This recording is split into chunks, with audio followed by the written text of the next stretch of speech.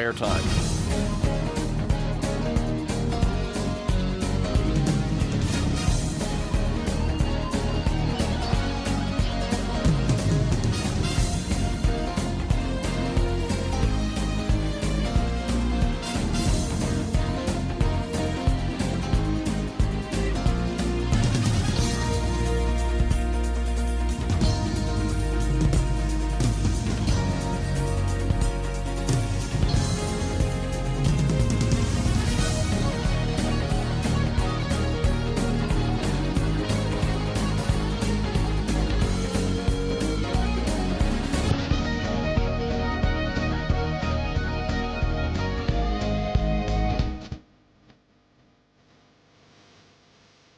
Four minutes till airtime, stations. 4 minutes till airtime. On my mark. Mark. 4 minutes till airtime, stations. 4 minutes till airtime.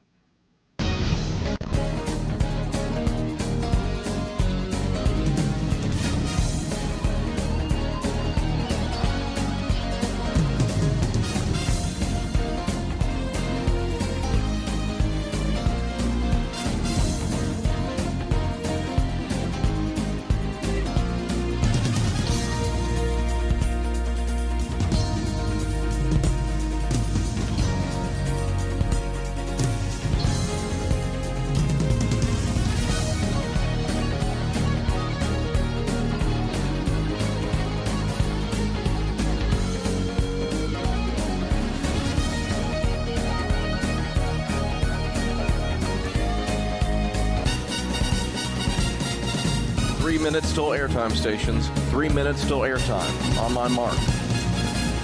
Mark. 3 minutes till airtime, stations. 3 minutes till airtime.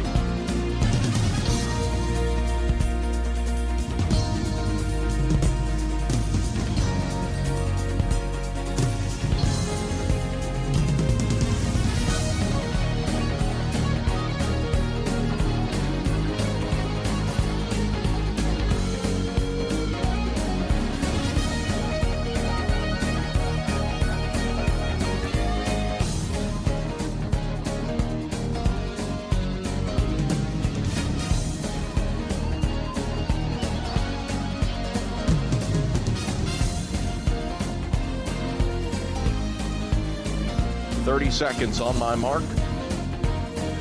Mark. 30 seconds, stations.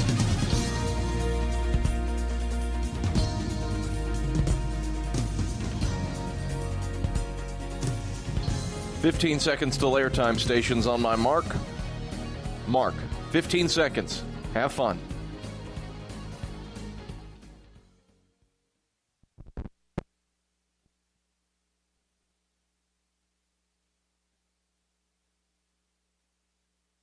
The following is a presentation of the Eagles Sports Network.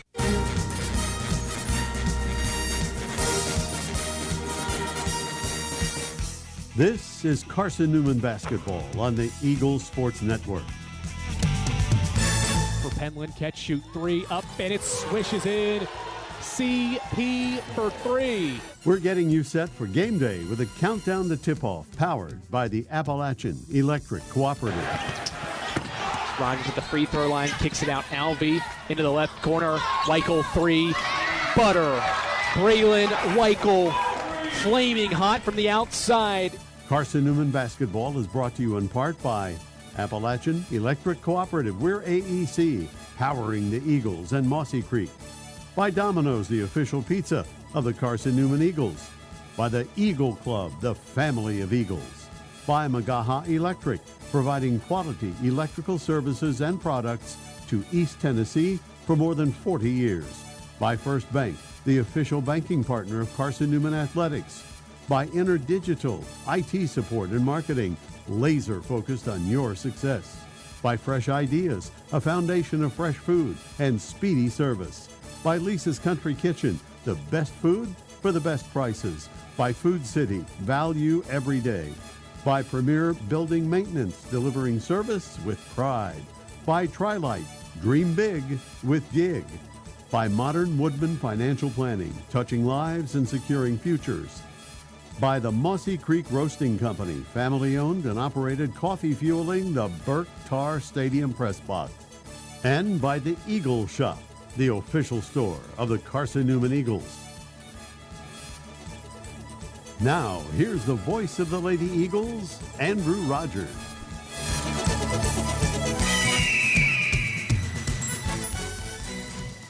March basketball has brought us to the biggest stage of the season in the Southeast region. 5th-seeded Carson-Newman and 2nd-seeded Lenoir-Rhyne, the 18th-ranked team in the country, and the Bears meet the Eagles for the 3rd time this season in the Southeast Regional title game with a trip to the Elite Eight at stake. The Bears won the first 2 regular season meetings. Will the 3rd time be the charm for Carson-Newman on this Monday night? Good evening from Harrogate, Tennessee, here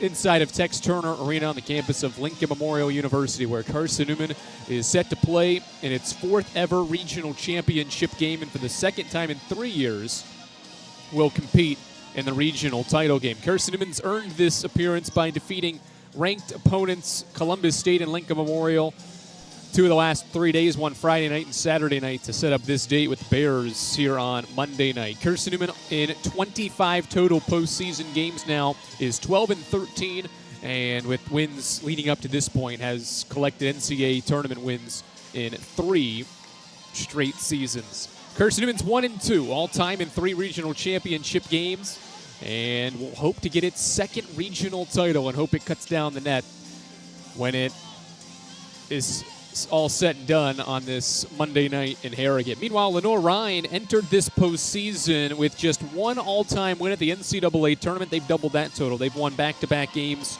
in the quarters and semis against Augusta and Coker to set up this matchup here tonight. This is the AEC Countdown to Tip-Off, Eagle fans. AEC is your local electric co-op service you can trust and value you can depend on as well.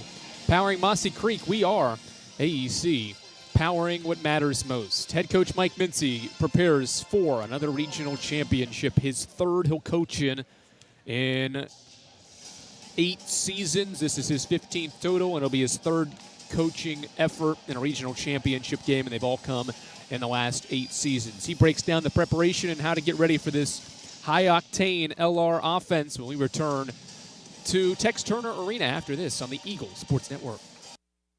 Domino's Pizza in Jefferson City and Morristown wants to help feed your business. When you're hungry at lunch, show your business card at Domino's in Jefferson City and Morristown when you make your purchase for pickup or delivery to get 25% off the entire order. That's 25% off your order at Domino's in Jeff City and Morristown when you show your business card.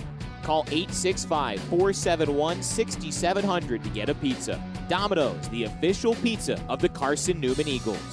At InterDigital, we strive to be a leading provider of cutting-edge digital and marketing solutions. At InterDigital, we want to help our clients find success. Our team of technology gurus work together to ensure InterDigital continues to progress forward as technology advances. At InterDigital, we make technology work for you. Visit interdigital.com for IT support, web development, virtual tours, graphic design, internet marketing, mobile app, and film production services. InterDigital, laser focused on your success.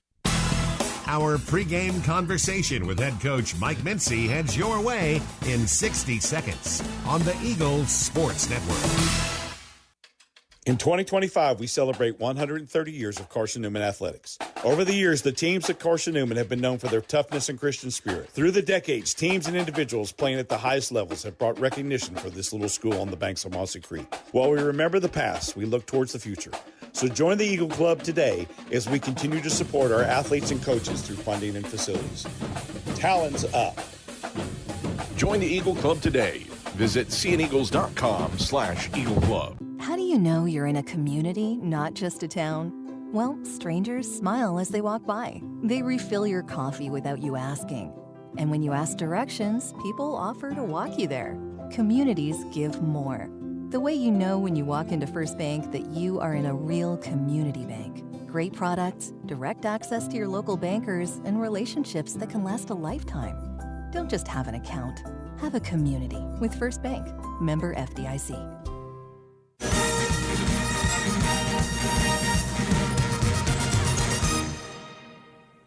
Andrew Rogers back here on the Eagle Sports Network as Carson-Newman competes in its second regional title game in the last 3 seasons here with head coach Mike Mincy on the Eagle Sports Network. Coach, another late night after another ranked win Saturday night against the host and the top seed, Lincoln Memorial. First time the program's done that, defeat a top seed at the NCAA tournament. What have the last 48 hours have been like with this group? Obviously the day off to get ready for this Monday night affair. What has the last 2 days been like for this group to rest, recover, and get ready for a third meeting with LR?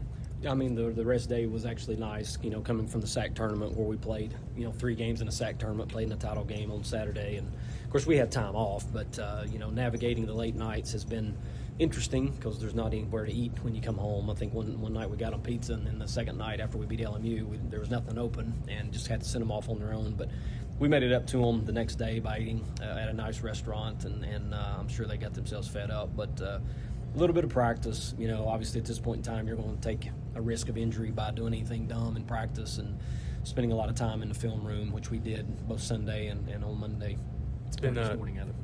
It's been 2 complete performances, both ends of the floor to get to this point in the NCAA tournament, but I think you've echoed this both times after both wins that you've been impressed by your defense's ability. Certainly the best scoring offense in the league, in the region, and second best nationally is your task tonight. But what has impressed your group defensively as it goes up against a totally different matchup again tonight than it was Saturday and even Friday? Well, we flipped the script a little bit. We're not playing like we were in the regular season, and I'm not going to speak on behalf of how LR's playing, but we're not playing the same way. We came into the tournament against Wise not pressing, and we picked that Wise up a couple of times in that first quarter, I think it was. But everything has been to get back, be a lot more solid defensively, and then just try to score enough to win the basketball game, which I think we've certainly done. Now, Columbus State was an interesting game simply because of their pace and tempo and press, and we took what the defense gave us on that, so we played pretty up-tempo. But then the LMU game was a little bit more possession by possession, half-court game, because they weren't pressing us. But I was really impressed with our bunch. LMU is the best defensive team in the region and top 20 in the country. And to come here and put up 69 points on their home floor in the scenario that we were in was quite impressive. So we're not the same team that we were when we played LR on senior day. We've changed a few things, and obviously our lineup has changed and our rotation is different. Andrew Rogers here with head coach Mike Mincy prior to this matchup against a ranked LR team, third straight ranked game here in this regional title contest. About 8 days ago, we talked before the SAC title game that teams in these types of games, weather storms, weather scoring runs from the opposition.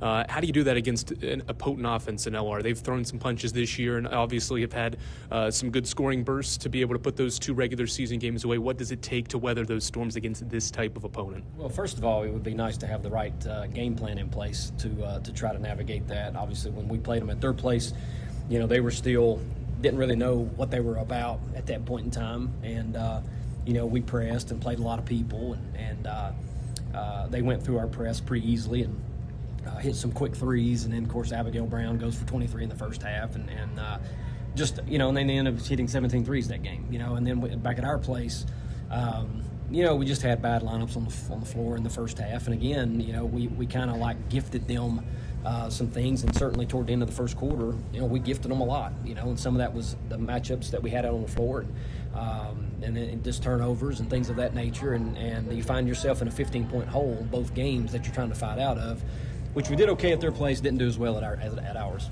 All right, best of luck tonight, Coach. Thank you, Andrew. As the Lady Eagles head coach Mike Mincy, we're back for more when the AEC Countdown to Tip-Off returns here on the Eagle Sports Network. When you're sick and tired of fast food and need a fresh home-cooked meal, turn to Lisa's Country Kitchen. Lisa's been cooking up her fresh, never-frozen food for the Lakeway area for more than 15 years. Lisa's cares about her customers. You may enter a stranger, but you'll leave a friend. From foot-long hot dogs to juicy steaks, Lisa's has the best food for the best prices.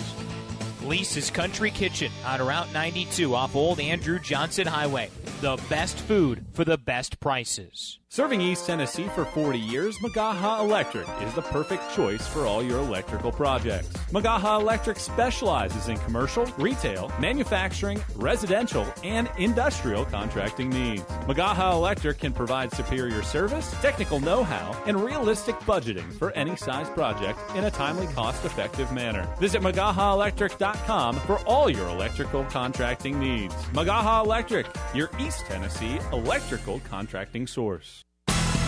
We're getting closer to tip-off. Price picks it up, and Carson-Newman is the South Atlantic Conference Tournament champions. More CN memories are headed your way on the Eagles Sports Network.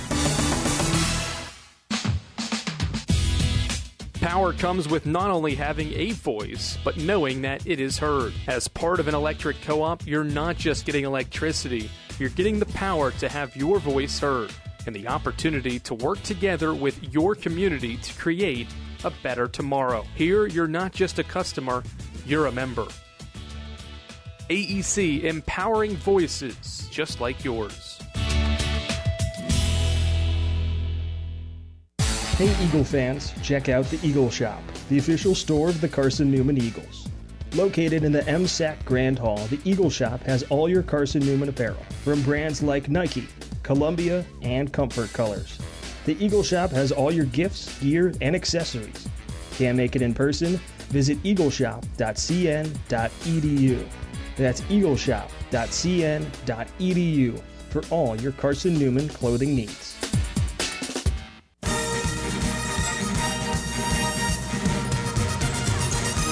All right, Andrew Rogers back courtside at Tex Turner Arena, where Carson-Newman and Lenoir-Rhyne are finishing their warm-ups prior to the Southeast Regional Championship game.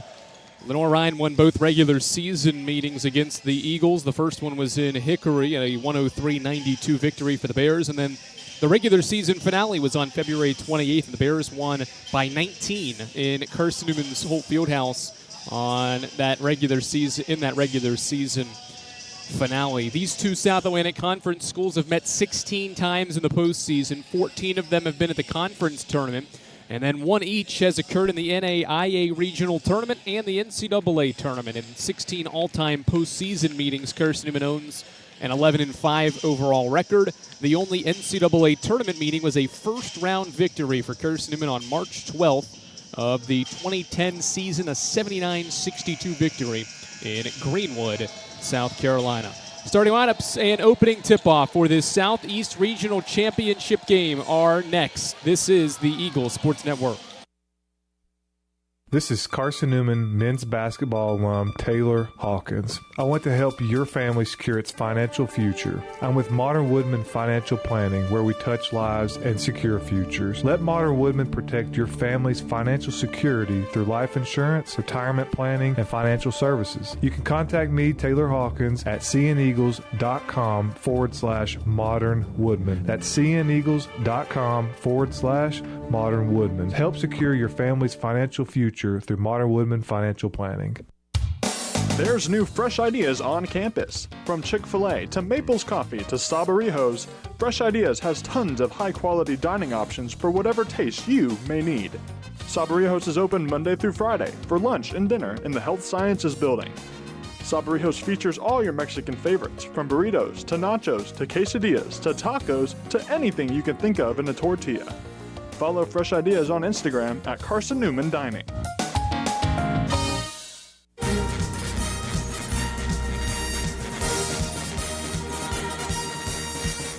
This goes up with the right hand, scores, and one.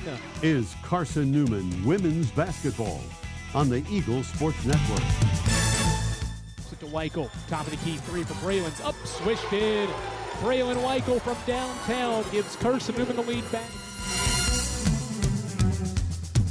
Today's game is brought to you in part by Appalachian Electric Cooperative, Domino's, Fresh Ideas, by the Eagle Club, First Bank, by Magaha Electric, Inner Digital, by Food City, by the Eagle Shop, Tri-Light, by Premier Building Maintenance, by Modern Woodman Financial Planning, by the Mossy Creek Roasting Company, and by Lisa's Country Kitchen.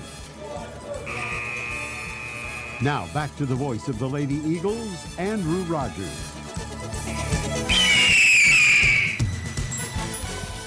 We welcome you back to Tex Turner Arena in Harrogate, Tennessee at Lincoln Memorial University, where Carson-Newman is set to play in its 4th ever regional championship game against the 18th ranked Lenoir-Rhyne Bears, a program that is playing in its first regional championship game.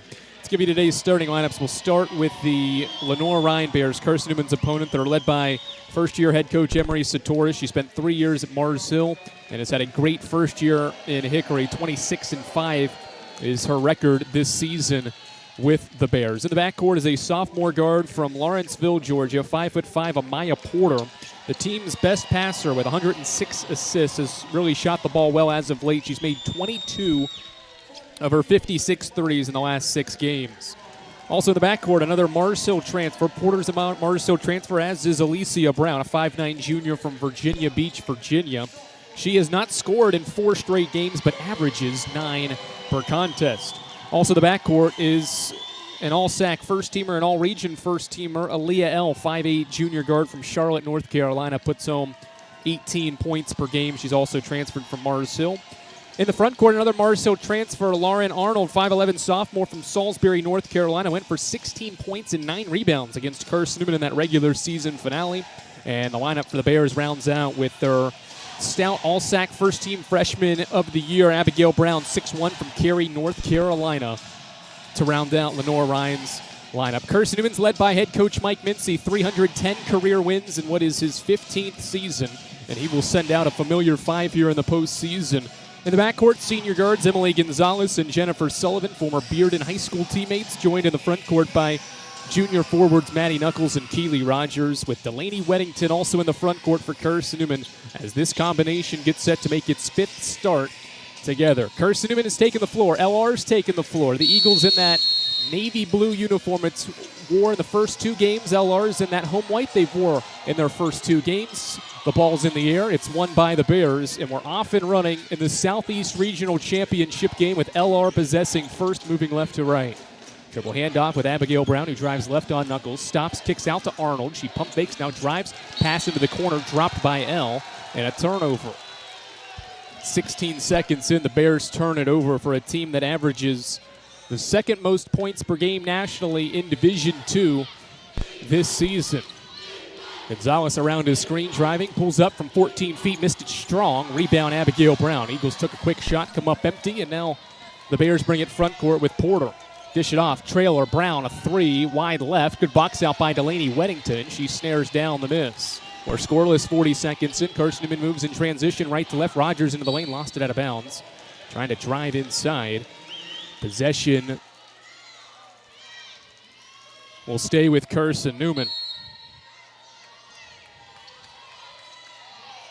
Inbound Knuckles baseline. Dribbles with her right hand around the perimeter. Fakes a handoff.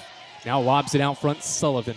50 seconds in. We're scoreless. Sullivan around his screen. Stops the foul line. Dishes right wing. Gonzalez pump fakes a triple. Tries to go middle. Porter knocked it away. Gonzalez got it back. Now dishes to Weddington. 6 to shoot. Delaney driving baseline. Tries to split 2. Does. Flips it up and in. Carson-Newman has the first 2 just more than a minute in. Weddington starts the scoring in the championship game. Left side, Alicia Brown pump fakes a 3, dishes to Aaliyah L. at the foul line. She crosses over, kicks it out. Abigail Brown, triple in the air. It is off the back of the iron, no good. Rebound deflects to Alicia Brown. It goes up off glass, missed it. Rebound loose in the lane. Gonzalez to the floor. Touch pass off to Rogers. Carson-Newman ball in transition now. Rogers, one-hand pass. Sullivan, right wing 3, up and down. Sullivan buries the 3. It's a 5-0 start for Carson-Newman in the Southeast Regional Championship game. 8:20 to go first quarter.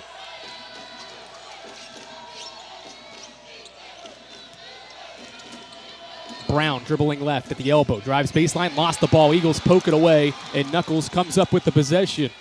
No numbers for Carson-Newman as Gonzalez brings it front court to the trailing Knuckles. She pump fakes a 3, now drives by her defender, flips one up off the window, doesn't get the friendly roll, and the rebound collected by the Bears. L pushes in transition, pulls up from the elbow, now dishes out Arnold a 3, and up and in. Lauren Arnold, the sophomore forward, with just her 3rd 3 in her last 16 attempts, makes it a 5-3 game. Bears on the board first. Weddington chest pass, top of the key to Gonzalez. 5-3 Carson-Newman, 2.5 minutes in. Gonzalez dish at corner. Here's a left corner three from Rogers that misses too strong. And Lauren Arnold leaps into the air from the right block for the defensive rebound. Transition, Porter to the basket. Right-hand flip shot, missed it strong. Brown, an offensive rebound. Had it poked away, though, and saved by Sullivan along the baseline. Another Bears turnover. Gonzalez transition. At the head of the key, gives it off to the trailing Sullivan, who's hit 146 career threes. Pulls up from the elbow this time. It goes in and out. And Abigail Brown rebounds the ball. We're 3 minutes in now. Eagles by 2. Bears in transition. Too quick. Pass from Porter was well out in front of her reach of L, and it's another LR turnover. Exactly 3 minutes in. It's Carson-Newman 5, and it's Lenoir-Rhyne 3. Bears bring Trista Charles in for Abigail Brown. Charles went for a career-high 19 points on Friday in the opening round win. Rogers hits backdoor cutting Sullivan, who dishes back out to Keeley. Keeley driving inside the lane, drives to the basket. Left-hand shot got blocked. Rebound tipped around. Knuckles in there, has it ripped away by Arnold. LR basketball transition, kick it ahead. L catches along the baseline. Pump fake shoots and missed it. Gets her miss, goes back up and makes the second. 5-all.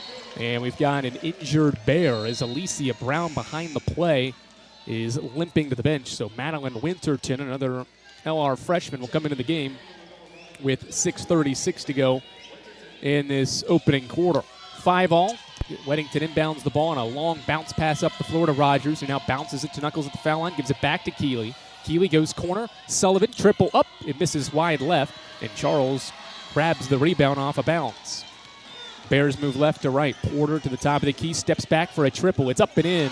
Amaya Porter continues to shoot very well. Her 23rd three in her last 7 games gives LR its first lead by 3. Gonzalez stops inside the arc, dishes to Maddie Knuckles. Knuckles and the Eagles trying to bring this 8-0 LR run to a halt here. Emily at the foul line, crosses over, got it poked away by Porter for a steal. Winterton has the ball in transition for the Bears. Chest pass left wing. Porter another quick trigger three. This one's an air ball. Arnold saves it in bounds, and it is loose on the floor. Both teams after it, and the held ball will send the arrow in favor of Carson-Newman. 8-5 the score. The Bears have scored the last 8 after Carson-Newman scored the first 5 with 5:48 to play in the opening quarter. Weddington will inbound to Rogers. Eagles seeing Gonzalez get doubled as the team's point guard. So Rogers brings it up the floor, drives right to the basket, stops at the block, now gives it to Sullivan. Sullivan drives baseline, met by a defender, has to kick it out to Rogers. Rogers rips it away and lobs it for Weddington, top of the key. Delaney crosses over around a Knuckles screen, drives, bounce past Rogers, the catch, and she missed the layup. Winterton rebounds the ball. Transition Bears, Winterton crossing over, stops at the block, dishes out Arnold. Corner pass to Trista Charles. She pump fakes a 3, now dishes back out front Porter. LR going to set up in the half court up by 3 with 5:10 to play in this opening quarter. Porter, chest pass, deflected, Knuckles steals it away. 2-on-1 break here, Knuckles going to take it herself. Euro step, left hand, layup is good. Maddie Knuckles ends LR's 8-0 run. We're halfway through the first, and Carson-Newman's within a point. Porter picks up a dribble, lobs the ball to Aaliyah L., the team's top scorer at 18 points per game, has 2 so far. Dribbles around his screen, gets by Knuckles, stops now in the lane, Euro step up, got it blocked by Knuckles, out of bounds, the ball goes, and it's off LR. Carson-Newman basketball when we come back. 4 minutes, 44 seconds to go first quarter. The first 5 points went to Carson-Newman, the next 8 went to the Bears. And a Knuckles layup makes it 8-7 LR. 4:44 to go in the first quarter of the Southeast Regional Championship game of the spot at the Elite 8 on the line here on the Eagles Sports Network. Domino's Pizza in Jefferson City and Morristown wants to help feed your business. When you're hungry at lunch, show your business card at Domino's in Jefferson City and Morristown when you make your purchase for pickup or delivery to get 25% off the entire order. That's 25% off your order at Domino's in Jeff City and Morristown when you show your business card. Call 865-471-6700 to get a pizza. Domino's, the official pizza of the Carson-Newman Eagles. In 2025, we celebrate 130 years of Carson-Newman athletics. Over the years, the teams at Carson-Newman have been known for their toughness and Christian spirit. Through the decades, teams and individuals playing at the highest levels have brought recognition for this little school on the banks of Mossy Creek. While we remember the past, we look towards the future. So join the Eagle Club today as we continue to support our athletes and coaches through funding and facilities. Talons up. Join the Eagle Club today. Visit seeaneagles.com/Eagle Club. Eagle fans, Lisa's Country Kitchen serves the best home-cooked meals that the Lakeway region can offer. Lisa's Country Kitchen is the official restaurant of the Carson-Newman Eagles. 8-7 the score, both teams 3 of 10 shooting from the field. The only real stat discrepancy right now is Carson-Newman has forced 5 LR turnovers, but the Bears are +6 on the glass right now. Gonzalez bounce past elbow catch for Delaney Weddington. She catches and faces, pump fakes and dribbles the ball to the foul line where she lobs it to the baseline for Rogers. Rogers in the lane, dishes out to Knuckles. Maddie crosses over, steps back, 3 in the air, 3 is good. Maddie Knuckles with a nice step back 3, her 5th point, puts Carson-Newman back in front by 2. 10-8, 4:15 to go first quarter. Trista Charles dribbles the ball out front, hands off to a cutting L who drives middle, cut off, now lobs a pass in the corner. Arnold makes the difficult catch, now drives a closeout, flips it up, missed the shot. Rebound loose underneath, it's last touched by LR. Carson-Newman ball as Abigail Brown will return to the floor and take Arnold's place. Maddie Knuckles has had a terrific tournament, and really all postseason she has been fantastic. She is shooting 75% from 3 in her last 4 games and has 5 20-point games. 4 have been in the last 6. Sullivan, right wing, has the basketball. Left-hand dribble around a Knuckles screen, stops at the foul line, lobs baseline. Rogers catches, shoots, and missed it strong. Winterton rebounds the ball for Lenoir-Rhyne. Bears haven't scored in more than 2 minutes, down 2. Winterton in the half court, goes between the legs, crosses over, spins on Weddington. Hook shot up and in from the right side. Nice take by Madeline Winterton, the freshman from Daleville, Virginia, ties the game. 10-all, 3:25 to go first quarter. Gonzalez left wing goes baseline, met by 2 defenders, skips the ball to Weddington at the foul line. Delaney backing down Winterton on this end of the floor. Lobs it corner Gonzalez. Gonzalez attacks a closeout, drives inside, right-hand hook shot up, and it rolls through. Emily Gonzalez has her first points of the regional championship game. Carson-Newman back in front. To the baseline, Brown lost it in the lane. Carson-Newman takes it away. Gonzalez poked it free, and Sullivan gathers for Carson-Newman. Gonzalez in her orange sneakers operates as the team's point guard, lobs to Rogers, who cuts inside. Left-hand running shot, left it short. Charles rebounds the ball. Porter transition for the Bears, 5-on-4. She gives it to a trailing Charles. 3 in the air is up, no good, but Rogers fouled the shooter as she was trying to get back into the picture. And Keeley whacked Charles on her left wrist as the lefty fired up the 3. 3 free throws for LR's freshman forward from Winston-Salem, North Carolina, as the Lady Eagles make the first change and send Delaney Weddington to the bench. And they'll bring Sybil Penland into the game. LR brings Tatum Bowen in for the first time. All right, Charles at the stripe, spins the ball. First free throw up for her is good. Eagle fans, check out the Eagle Shop. The official store of the Carson-Newman Eagles is located in the MSAC Grand Hall. The Eagle Shop has all your Carson-Newman apparel from brands like Nike, Columbia, and Comfort Colors. You can visit them online at eagleshop.cn.edu. Second free throw, just as good as the first for Charles. We're tied at 12. Here's her third attempt. The lefty puts it up and in. She makes all 3 for a 73% foul shooter. Rogers to the bench. Caroline Hill takes the floor for the first time in the regional championship game. And she'll inbound the ball to Gonzalez in the deep corner. Gonzalez catches and will walk it up the floor with some pressure from Winterton and the Bears. Gonzalez brings it across, gets around Winterton, floats one up over Bowen, and sneaks it home. Emily Gonzalez with back-to-back 2s in the half court for Carson-Newman to regain a 1-point lead. 14-13, 2:20 to go in the frame. Bounce pass inside, Charles doubled. Eagles force a lob pass back to Winterton. Now to the wing, it's Brown. Chest pass back out front, reverse to Charles. She pump fakes, now dishes back to Winterton. Winterton drives middle, nearly had it poked away. Kick it out, Brown. Contested 3s, an air ball. Out of bounds, ball to Carson-Newman. Abigail Brown's had a rough NCAA tournament. She has just 7 points on 2 of 22 shooting. this week at the tournament for the player of the or the freshman of the year in the league and an all-SAC first-teamer.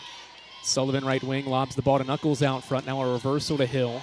Hill looks inside, dribbles once and hands off for Sybil Penland. Penland drives, dishes, left wing. Caroline Hill pump fakes a three, driving inside, stops in the lane, flips one up with the right hand, scores it, and one. Crafty footwork by Caroline Hill inside the painted area allows for a three-point opportunity. The Eagles back up three. She had to split two Bears to score the deuce and was able to finish through the contact. Carson-Newman now has made 5 of its past 7 shots after starting 2 of 9. Hill to complete the three-point play, flips the free throw up too strong, rebound Bears. 100 seconds to go first quarter, Eagles by 3. Porter top of the key, a right-hand dribble against Sullivan's defense, dish it to the wing for Winterton. Now a chest pass to a driving Brown who dishes left corner. Arnold three up, no good. Gonzalez contests for the rebound with Winterton. Players go to the floor and we'll have a held ball with 1:22 to play in this first quarter. The arrow favors Lenoir-Rhyne. 16-13, Bears are going to bring their top player back to the floor, and Aaliyah L. She'll take Tatum Bowen's place. 16-13. LR will inbound from the left baseline. Lob pass, L inside the arc, catches, spins on Sullivan, kicks it out. Brown, another fire from 3. It's too strong. Good box out by Sullivan. And we've got an over-the-back foul. L was trying to reach around Sullivan, who was boxing her out to gain the ball. It is L's first foul, and it is Lenoir-Rhyne's second foul of this first quarter. 70 ticks. It's Carson-Newman by 3. Gonzalez brings it across half court, a right-hand dribble and a pass to Sullivan right wing. Ball reverses to Caroline Hill. She pump fakes a 3. One jab step, now a pass cross court Gonzalez. Emily stops the foul line. Dishes out to Knuckles. 8 seconds on the shot clock. Sybil Penland driving left, spinning on her defender, had it poked away and deflected out by LR. With 3 seconds to shoot, Eagles will have to work quickly on this inbound. That will come from LR's sideline, right in front of the bench. The freshman Penland to inbound, looks, gets it into Caroline Hill. She rips through, drives to the basket. Lefty layup is up short. Rebound, Lauren Arnold. Got it off in time, but missed the shot. And Arnold gives the ball to Porter to bring it across for the Bears, who trail by 3 with a 13-second difference between the clocks. 30 seconds left in the first. The freshman of the year, Brown, hands off to Aaliyah L. She dribbles out front. Clock down to 12, shot clock down to 12. L looks up, it's down to 9. Now she gets into her offense. A right-hand dribble to the basket. Sullivan blocked the shot on the way up. Penland rebounds.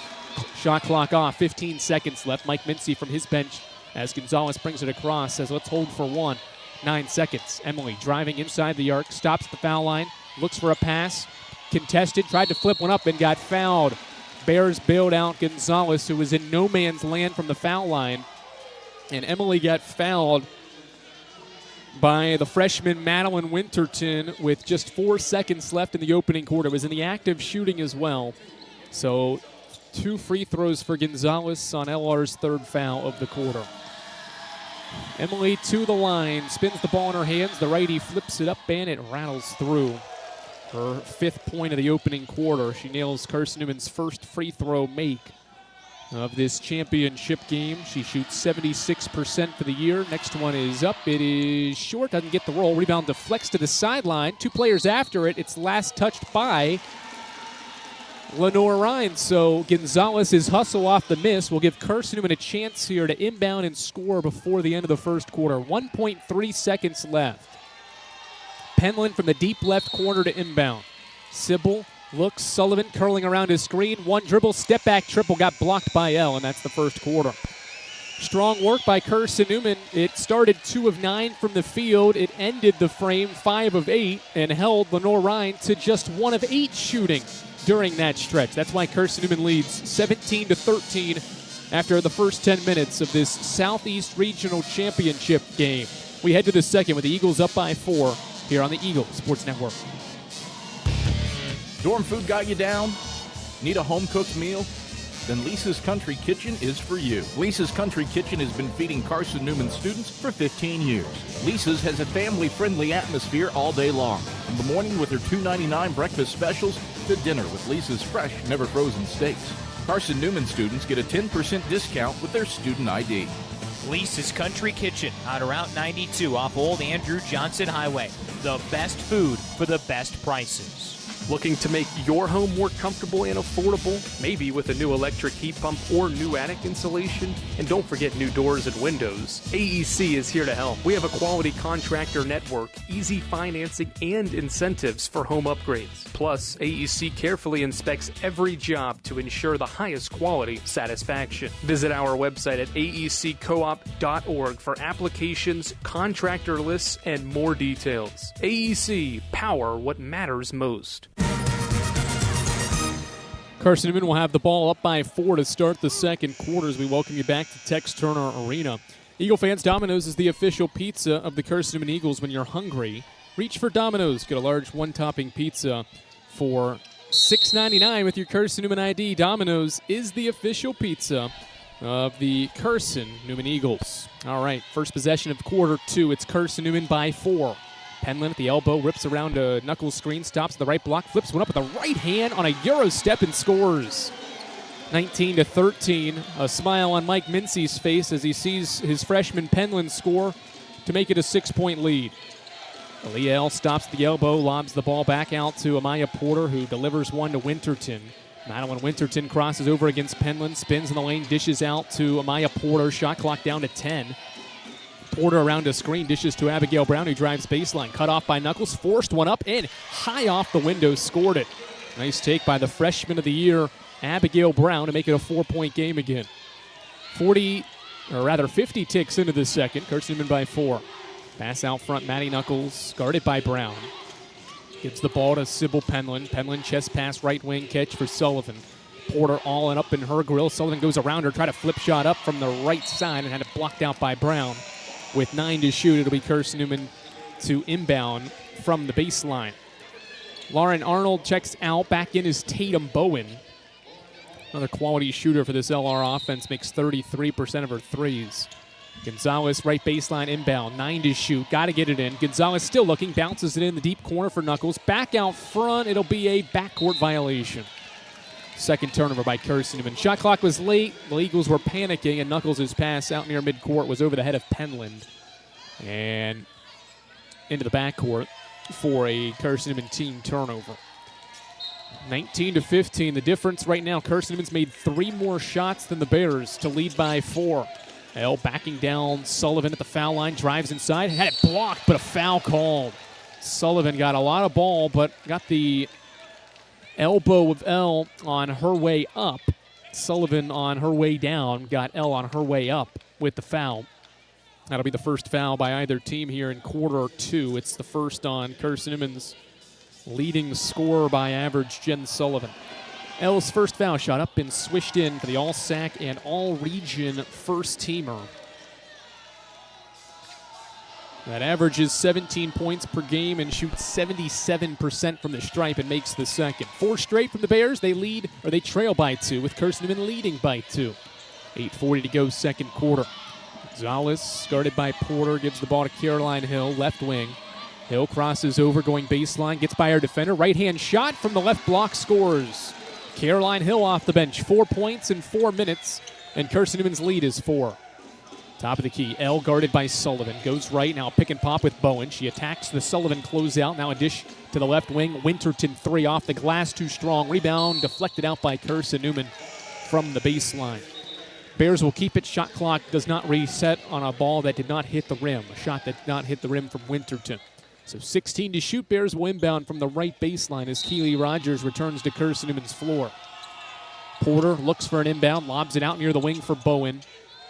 Now out front, L wants a screen from Bowen, driving right. Eagles switch defensively. Hill guards L, who goes right around her. Left-hand layup, missed it. Winterton in there for the offensive rebound. Out to the top of the key. Bowen triple, long one, left it short. Rebound deflects Gonzalez after it. Quickly into the front court. Sullivan catches, drive, shoots, and had it blocked. Goes and follows her miss to reset in the corner. Sullivan dishes to Rogers, and we've got a foul on Lenoir-Rhyne's Tatum Bowen. Was up in the grill of Sullivan, and Sullivan wasn't given room there to rip through, and Bowen fell down and was fouled, or was called for the foul. First on Bowen, first on LR in quarter two. Carson-Newman by 4, 21-17, 7:50 to go in the second. Gonzalez will inbound right baseline. Eagles in a box set. Sullivan tries to curl around a screen. Wasn't open. Knuckles is, though, from the left block and makes the left-hand layup. Nice find on the inbound. Gonzalez hits Knuckles for her 7th point, and Carson-Newman leads by 6. Bears race into the front court, give it out to Porter for a top-of-the-key 3. Left it short into the left. Rogers rebounds but got tied up immediately, and so the arrow favors LR. It'll stay with the Bears, who have missed their last 4 shots and are 5 of 21 from the field. They have had all these opportunities because of 18 rebounds and 7 offensive rebounds. Brown, skip pass, right corner, catch for Winterton, dishes out. Arnold, triple with no contest, is up, missed it to the left. Winterton, offensive rebound, stick back and 1. Nice job by Madeline Winterton from the right block. Got around her box out and grabbed the offensive rebound and made the layup. Emily Gonzalez fouled her, and that will send Winterton to the line to try to complete this 3-point play. First on Emily, second on Carson-Newman as Delaney Weddington joins the starting 5 out there. Now on the floor as Winterton makes the second free throw, or the and 1 free throw. 23-20, Carson-Newman by 3, 7:23 on a rolling second quarter clock. Gonzalez brings it across half court, pressured by L, and dribbles into a handoff with Sullivan. Chest pass left corner, Delaney Weddington in a triple threat position, dishes to Knuckles, now to the elbow, Rogers, skip pass, Weddington, pump fakes a 3, 1 dribble pull-up is in and out, rebound deflects, Rogers after it, she'll grab it. Keeley navigates the painted area, nothing open, picks her dribble up at the right wing, looks for a pass, and now bounces to Knuckles. Shot clock reset to 20, Eagles now have 10 on it, Knuckles driving inside, goes right to the basket, had it blocked, and foul called on Maddie Knuckles' drive to the basket. Foul is on, I believe, Madeline Winterton. That is the freshman's second foul, also LR's second of the quarter. So the freshman is the first player with 2 fouls, and that's why Knuckles is at the line. The first one up for Maddie gets the friendly roll after just clipping the front of the iron. Knuckles has scored 20 or more points in 4 of her last 6. After having just 1 career 20-point game, and that was in December, prior to this postseason run she's been on. Makes both, and Carson-Newman's lead is 5, 25-20. Right corner catch for Brown. The freshman of the year dribbles a couple of times. Now a lefty drives middle, dishes corner, but took an extra step of travel. Turnover number 7 for the Bears will send the ball to Carson-Newman. LR turned it over 5 times before the first media break. And that's just their second since, as Chloe Heath will come in for the first time in this regional championship game. And Maddie Knuckles will get her first rest of the game. 6:39 to go second quarter. Weddington inbound for Carson-Newman. Gonzalez gets open and gets free from L's defense and will bring it across. 25-20, 6.5 to go in the second quarter. Gonzalez inside the arc, gives it to Rogers from the baseline. Keeley looks for a pass, now dishes the ball to Gonzalez left wing. Gonzalez, a right-hand dribble, going to the basket. Right-hand shot got blocked. Chloe Heath, offensive rebound, had it poked away and stolen by Charles. Charles picked up her dribble deep in the backcourt and now gives it to L, who comes back to the ball. Approaching 4 minutes into quarter 2. Carson-Newman by 5. Shooting 42% from the field to LR's 26. Arnold around his screen, now gives the ball to the point guard, Porter. Clock down to 10. Nothing going here for the Bears offensively. Porter hands off to L. 6 to shoot. She drives middle, pump fakes, tries an up and under. Now has to fade away and got fouled late in the shot clock with 3 to shoot. Foul on Chloe Heath. First on Chloe. The third on Carson-Newman will send Aaliyah L to the stripe to shoot 2. Aaliyah L has taken a bunch of free throws this season, 2 of 2 in this game. Her third attempt of the day is good. She has attempted 8 or more free throws in 11 of her 30 games this year. Here's her 4th attempt of the game. It goes in and out. Weddington boxes out from the left block and grabs the rebound. Carson-Newman by 4. Weddington lobs the ball near midcourt, but Rogers leaps into the air and catches to bring it across half court. Bounce pass back to the trailing Weddington, who drives inside. Left-hand shot. Missed it strong. Defensive rebound, Aaliyah L. Transition LR. The righty dishes to the right wing. Porter 3. It looks good. It is too strong. Charles offensive rebound. Brought it down, though. Weddington ripped it away from her. And they'll call a held ball. And the arrow this time favors Carson-Newman. 5:30 to go, second quarter. It's Carson-Newman by 4, 25-21. Thanks to some stout defensive work here again. Carson-Newman's led for all but 3+ minutes here of the first half. Rogers hits a backdoor cutting Sullivan, who drives inside and got whacked on her right-hand layup attempt from the right block. That'll be the first foul on Trista Charles, third by the Bears here in the second quarter. That'll send Carson-Newman's all-SAC first-team guard Jen Sullivan to the stripe to shoot 2 free throws, as Maddie Knuckles will come back in and take Heath's place. So just a short breather for Knucks, and Chloe Heath will exit. 3 points in the game for Sullivan. Her first foul shot well short and well off to the right. Was not online with that attempt. Was the senior from Knoxville, who is closing in on 1,000 points in her Carson-Newman career in just 2 years. Needs just 23 more after that second free throw goes down. 26-21. Porter brings it left to right for the Bears, ranked 18th in the latest coaches poll entering the NCAA tournament. Brown drives left on Knuckles, stops in the paint, dishes out Bowen. Top of the key catch for L around his screen, tries a free throw line jump shot, missed it well wide to the left. Hit the backboard first 2, and Rogers collects the miss. Keeley runs the break, dishes to Knuckles, back out front. Gonzalez lines up a long tray and buries it in. They left the trailing Gonzalez open, and she knocks down Carson-Newman's third 3 to push the lead to 8. One-hand pass to Arnold, a jab step, now a crossover dribble on Gonzalez to the basket, shoots over Emily, missed it. Knuckles, the defensive rebound. She's fouled by Arnold. That'll bring us to a break in the action. 29-21, Carson-Newman leads with 4:38 to play until halftime. The Lady Eagles have forced the Bears into misses on 8 of their last 9 shots, and the Bears are just 6 of 26 from the field. 29-21, Carson-Newman leads the second-seeded Lenoir-Rhyne Bears in the Southeast Regional Championship game here on the Eagles Sports Network. We love to cheer for our home teams, like the Eagles. It means more when we're rooting for the people we know. Did you know Tri-Lite is your home team internet provider? We're right here in Jefferson City, serving the people we know with our ultra-fast, ultra-reliable fiber broadband network. And we'd love to serve you. Learn more at trilite.net or by calling 833-847-0824. Go Eagles! How do you know you're in a community, not just a town? Well, strangers smile as they walk by. They refill your coffee without you asking. And when you ask directions, people offer to walk you there. Communities give more. The way you know when you walk into First Bank that you are in a real community bank. Great products, direct access to your local bankers, and relationships that can last a lifetime.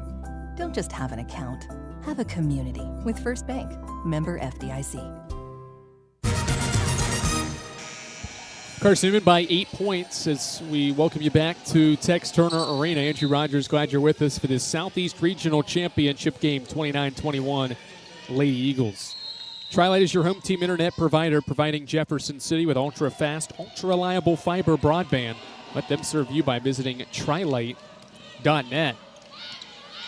Gonzalez at the head of the attack for Carson-Newman, bounces the ball to the baseline. Rogers out to his shooter. Weddington, right wing 3. It's short, and the rebound from the left block gathered in by L. L brings it front court for the Bears. Top of the key, a right-hand dribble. Rips it inside. Knuckles takes it away. Pendleton was trying to post up, and Knuckles just wraps around to steal the ball. Knuckles, lob pass inside. Weddington, the difficult catch, but threw it away. Was in no man's land from the baseline. Had to fire the pass out quickly. And Carson-Newman turns it over for the 4th time. Brown to the basket, stops, pump fakes, kicks it left wing. Porter triple, short. Follows her miss, drives to the basket, skip pass, turned over. Knuckles another steal. Carson-Newman by 8 points with the ball. 3:40 to go in the first half. Knuckles, top of the key 3. It's up, it's good again. Knuckles can't miss from deep as of late. Her second of this game. Gives Carson-Newman its first double-digit lead of the day, 32-21. 3:25 to go. Brown fakes a pass, driving right, stops, dishes to Pendleton, and now to Aaliyah L. L around 2 screens, hangs from 10 feet, missed the shot strong. Sullivan defensive rebound and a bounce pass to the point guard Gonzalez. 5 straight misses for the Bears from the field. To the left wing, Knuckles. Maddie dribbles inside the arc. She is 4 of 5 and 2 of 2 from 3. Sullivan right wing, less than 3 to go in the half. Pulls up, is Sullivan from the foul line, missed it short. Offensive rebound in the deep corner, tracked down by Keely Rogers. Fresh 20 for Carson-Newman. Gonzalez pick and pop with Weddington. She'll fire at 3. This one's wide left, only hit the backboard, but Carson-Newman rebounds again.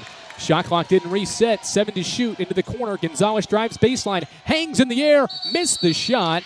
It wouldn't have counted anyway. Offensive foul on Gonzalez with Amaya Porter drawing the charge. That is the second on Gonzalez. It comes with 2:37 left until halftime. Carson-Newman's defense just clamping down the Bears, who are 2 of 12 here in quarter 2.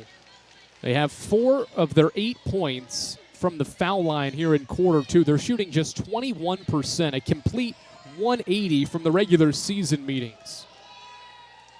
The Bears in the last meeting in the regular season shot 75% in the first quarter. They made 12 shots in the first quarter in the last matchup between these two teams. Totally different situation right now. L at the top of the key. Has the ball, dribbling middle on Rogers, crosses over, dishes out. Arnold from the left wing tries her hand at a 3. It goes in and out. Gonzalez boxes out for Carson-Newman and grabs the rebound. Lady Eagles by 11 and on a long 7-0 burst that's lasted more than 3 minutes. Knuckles crosses over out front, drives inside, picked up the dribble and lost it. Arnold swipes it away from her on a double team. 2 minutes to play. Porter kicks it ahead to L at the baseline. Dribble handoff with Arnold. Arnold pump fakes, gives it back to L. Now to the head of the key, Porter. Porter back to L. She drives, spins once, dishes out to Arnold right wing. To the elbow catch for L. Now to the top of the key, Charles.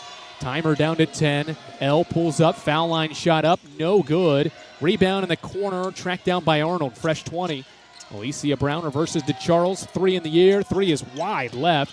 Rebound, Maddie Knuckles from the baseline, and we've got a foul on LR. Carson-Newman has forced the Bears into 8 consecutive misses from the field. And they haven't scored in more than 4 minutes. The foul going for the rebound on LR is the 5th team foul as well. So Gonzalez is going to walk 94 feet to get 2 free throws after Lauren Arnold went over the back for her 2nd foul. She'll check out. Abigail Brown in. The Bears have missed 8 straight shots. They've made just 1 of their last 14. Gonzalez at the line. First foul shot is up and good. 33-21. It's an 8-0 run for Carson-Newman in 4 minutes. Hard to say run. We'll just say extended run. Free throw up good. 34-21. Timeout LR. Sometimes basketball is as simple as whether you make shots or your opponent does. And right now, Carson-Newman's made double the shots LR has, and that's why the Lady Eagles lead by 13 with 92 seconds left in the opening half of this Southeast Regional Championship game. First Bank is the official bank of Carson-Newman Athletics and the only place where you can get a Carson-Newman Eagles debit card. Stop by any First Bank location today to get your Carson-Newman debit card and show your Eagles pride. Maddie Knuckles continues to be outstanding for Carson-Newman. In 17 minutes, she leads all scorers with 12 points on 4 of 5 shooting. She is 2 of 2 from 3. She has matched her career high in threes with 4 3 times in her last 4 games and is halfway to doing it again tonight. All right, Bears ball out of the timeout. Brown reverses corner to Brown. Alicia gets it back on a return pass from Abigail. And now to L at the foul line. Hands off to Abigail Brown, who drives left, stops in the lane, dribbles at the foul line, crosses over, stops, fades away from 12 feet, and doesn't get the roll. Gonzalez swats the rebound to her teammate Weddington. 65 seconds left. Carson-Newman by 13. Bears haven't scored in nearly 5 minutes. Top of the key, Gonzalez runs the point for the Eagles. trying to push this 13-point lead out some more. Gonzalez to the basket, hangs in the air and is fouled. Got around Alicia Brown. The help side defense came late, and Gonzalez drew the foul on Brown from behind, who got beat off the bounce. First on Alicia Brown. We'll send Emily Gonzalez back to the stripe for Carson-Newman. She is 3 of 4 in this game from the line. The senior from Bearden High School in Knoxville, Tennessee, misses the first of 2 shots at the stripe. It went in and out. Gonzalez spins the ball in her hands. Next one up, and it's too strong as well. Abigail Brown rebounds the ball, and the outlet pass goes to Porter, who will walk it up the floor. The second best scoring offense in Division II has been held to 21 points so far. They've missed 9 straight shots. L to Brown, top of the key, fires the 3, and it goes in. First basket for the Bears in more than 5 minutes. Makes it a 10-point game. Rogers brings it front court to break the pressure. Now the ball back to Gonzalez. About a 2.5 second difference between the clocks here late in the half. 20 seconds on the game clock as Knuckles reverses the ball on a chest pass to Sullivan. Sullivan drives middle, stops at the foul line, dishes right wing. Knuckles, 10 to shoot. Knuckles, left-hand dribble, fakes a crossover, now hands it back to Sullivan. L nearly blew up the handoff. Sullivan's got it. 3 seconds, driving to the basket. Right-hand layup up. It is no good, but a blocking foul called with 3.5 seconds left in the first half. Sullivan got to the basket, and Brown got there late trying to take a charge. It is Alicia Brown's second foul in the last minute, and it'll send Jen Sullivan to the line. And a great defensive sequence for the Bears, but they foul late in the clock. And now Jen to get 2 free throws with 3.4 left. First one up and missed it short to the right. Carson-Newman 6 of 12 from the line. If there's been something the Eagles have not done well in this half, it's been shoot free throws well. That's the second miss by Sullivan, and she missed the second one as well. 2 seconds. 1. L will shoot from half court and miss it off the front of the rim. All right, first half in the books. Carson-Newman missed 7 free throws, but leads by 10 because of its defense. The second highest scoring offense in Division II this season is held to a season low 24 first half points. 34-24, Carson-Newman leads. Maddie Knuckles and Emily Gonzalez have 22 of the 34, and Carson-Newman will carry a 10-point lead into the halftime locker room. The Eagle Shop halftime report breaks it all down. What we saw and what you heard from that first half after this on the Eagle Sports Network. At InterDigital, we strive to be a leading provider of cutting-edge digital and marketing solutions. At InterDigital, we want to help our clients find success. Our team of technology gurus work together to ensure InterDigital continues to progress forward as technology advances. At InterDigital, we make technology work for you. Visit interdigital.com for IT support, web development, virtual tours, graphic design, internet marketing, mobile app, and film production services. InterDigital, laser focused on your success. Hey Eagle fans, check out the Eagle Shop, the official store of the Carson-Newman Eagles. Located in the MSAC Grand Hall, the Eagle Shop has all your Carson-Newman apparel, from brands like Nike, Columbia, and Comfort Colors. The Eagle Shop has all your gifts, gear, and accessories. Can't make it in person? Visit eagleshop.cn.edu. That's eagleshop.cn.edu for all your Carson-Newman clothing needs. It's halftime. We'll head back to the arena for the Eagle Shop halftime report in 60 seconds. This is the Eagle Sports Network.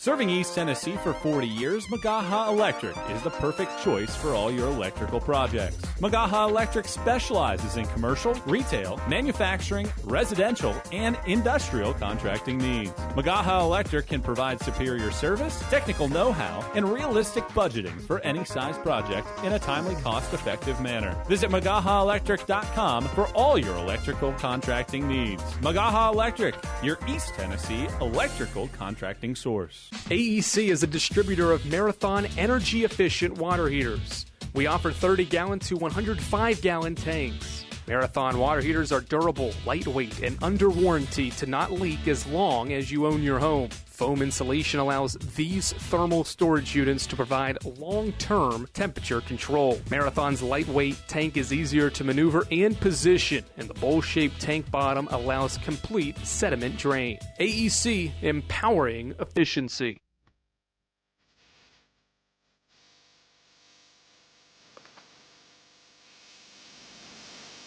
It's halftime on the Eagles Sports Network. Highlights, a check of the Eagles shop scoreboard, and stats are headed your way. Euro step in the lane, shot up off glass. It falls in for Keely Rogers. Now let's head back to the arena. Here's the voice of the Lady Eagles, Andrew Rogers. Carson-Newman by 10 points, 34-24 at intermission of this Southeast Regional Championship game, the fourth for Carson-Newman in program history and the first for Lenoir-Rhyne. Their first appearance, Carson-Newman's fourth. And it's the Eagles by 10 points, 34-24 at intermission. Let's tell you how we got to this point if you're just joining us. By the score, you'll obviously hear that Lenoir-Rhyne struggled offensively. Carson-Newman and the Bears went back and forth in the opening minutes. Carson-Newman would grab control of this lead, though, thanks to 5 straight points to end the first quarter. Gonzalez, 3 of them, to help Carson-Newman lead 17-13 at the end of the first quarter. Lenoir-Rhyne had just 1 field goal in the final 4 minutes of the first quarter, and that kind of carried into the second frame as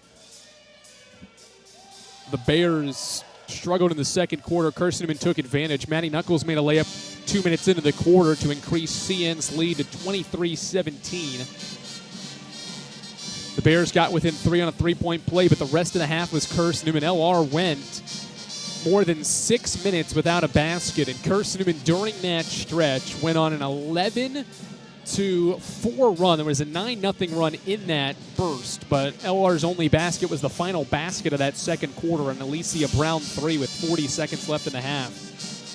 Made it 34-24. Maddie Knuckles and Emily Gonzalez, though, carrying the way for Carson-Newman.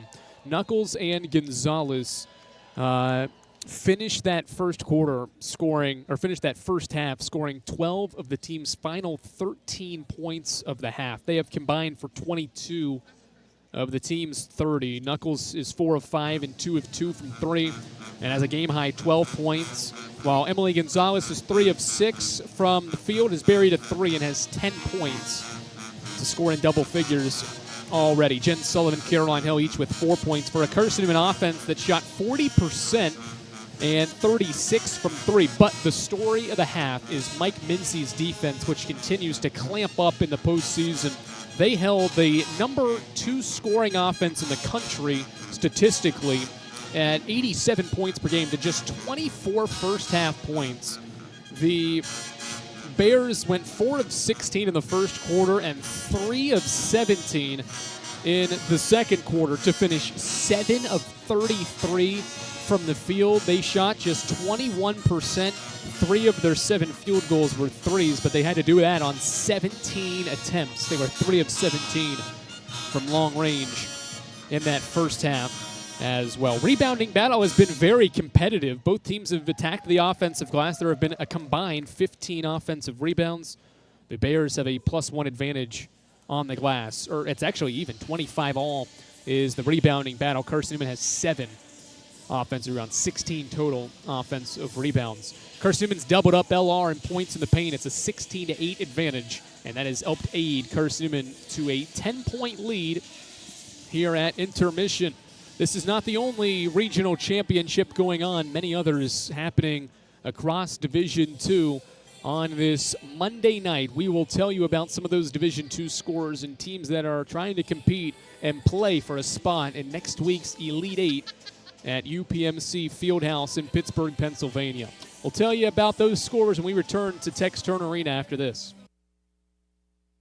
Tri-Lite is proud to support Carson-Newman Athletics. We salute the student athletes who are working hard to make great things happen on the field, in the classroom, and in the world. It takes vision, commitment, and teamwork, qualities we share at Tri-Lite. Our mission is to provide life-changing opportunities by building a world-class fiber broadband network. If you'd like to learn more, please visit trilite.net or call us at 833-847-0824.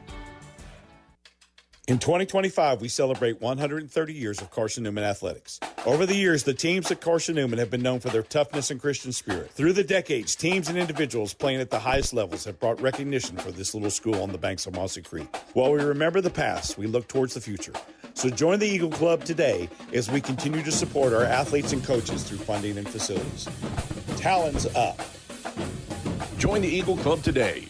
Visit cneagles.com/Eagle Club. A check of the SAC scoreboard is next. Stick around on the Eagles Sports Network. Domino's Pizza in Jefferson City and Morristown wants to help feed your business. When you're hungry at lunch, show your business card at Domino's in Jefferson City and Morristown when you make your purchase for pickup or delivery to get 25% off the entire order. That's 25% off your order at Domino's in Jeff City and Morristown when you show your business card. Call 865-471-6700 to get a pizza. Domino's, the official pizza of the Carson-Newman Eagles. Hey Eagle fans, check out the Eagle Shop, the official store of the Carson-Newman Eagles. Located in the MSAC Grand Hall, the Eagle Shop has all your Carson-Newman apparel, from brands like Nike, Columbia, and Comfort Colors. The Eagle Shop has all your gifts, gear, and accessories. Can't make it in person? Visit eagleshop.cn.edu. That's eagleshop.cn.edu for all your Carson-Newman clothing needs. The Eagles Sports Network is part of SAC Live, the official digital network of the South Atlantic Conference. SAC Live is the home of all your South Atlantic Conference sports action, including 20 SAC championships. Time to get caught up with some SACtion. Here are the happenings around the South Atlantic Conference and the nation. Let's go around the league with a scoreboard update. Now back to the arena. All right, Andrew Rogers back courtside where Carson-Newman leads Lenoir-Rhyne, the 18th ranked team in the country and the second seed in the Southeast Regional. Trails Carson-Newman, who's the number 5 seed, 34-24. Here's some other regional championships that we can discuss at the break. Some of them will get started at 8 o'clock Eastern time, but the ones that are going on right now, IUP up in the Atlantic Regional, Indiana, Pennsylvania. Trails, they're the top seed. They're trailing Winston-Salem State 32-27. Holy Family's the 5 seed in its regional, and it leads Damon 37-19. Damon, the higher seeded team there. They're the 3rd seed, but trailing the 5 seed Holy Family 37-19. Grand Valley State is the reigning Division II women's basketball champions, and they lead Northwood 34-27. Grand Valley State, one of the top-ranked teams in the country. Should they win, they'll be one of the top-ranked teams in next week's Elite 8. Central Washington will play at 10 o'clock tonight against Cal Poly Pomona. That's a 1-3 matchup there. Texas women's made the Elite 8 national championship game as well last year. They play Colorado Mesa at 8 o'clock tonight as well. And in the South Regional, it is UAH, Alabama Huntsville against Eckerd in a 1-3 matchup. Eckerd's won convincingly in the first 2 rounds, while Huntsville at home has had to battle through some close contests. The final regional to discuss, Minnesota Duluth against Concordia St. Paul. That's Minnesota Duluth as the 8th seed. They upset the top seed Minnesota State and the top 3 team in the country in the first round, and Duluth is all the way to the title game of that regional. They'll take on Concordia St. Paul in just a few minutes. All right, it is halftime here at Tex Turner Arena. Carson-Newman is 20 minutes away from moving on to the Elite 8 for the second time in program history. The Lady Eagles this season, when leading at halftime, are 19-2. They do it for the 3rd straight game in the NCAA tournament, lead at the break, and they have won 5 straight when leading at halftime. Can the Eagles put together another great second-half performance defensively? They're up by 10, and we'll bring you the second half from Tex Turner Arena here in Harrogate, Tennessee. After these messages, you're listening to Carson-Newman Women's Basketball at the NCAA Tournament on the Eagles Sports Network. When you're sick and tired of fast food and need a fresh home-cooked meal, turn to Lisa's Country Kitchen. Lisa's been cooking up her fresh, never-frozen food for the Lakeway area for more than 15 years. Lisa's cares about her customers. You may enter a stranger, but you'll leave a friend. From foot-long hot dogs to juicy steaks, Lisa's has the best food for the best prices. Lisa's Country Kitchen on Route 92 off Old Andrew Johnson Highway. The best food for the best prices. There's new fresh ideas on campus. From Chick-fil-A to Maples Coffee to Sabarijos, Fresh Ideas has tons of high-quality dining options for whatever taste you may need. Sabarijos is open Monday through Friday for lunch and dinner in the Health Sciences Building. Sabarijos features all your Mexican favorites, from burritos to nachos to quesadillas to tacos to anything you can think of in a tortilla. Follow Fresh Ideas on Instagram at Carson-Newman Dining. This is Carson-Newman Basketball. Into the front court, loses her dribble, kicks it out, right wing, three from Bergstrom is up and good! As the buzzer sounds to end the first half. On the Eagles Sports Network.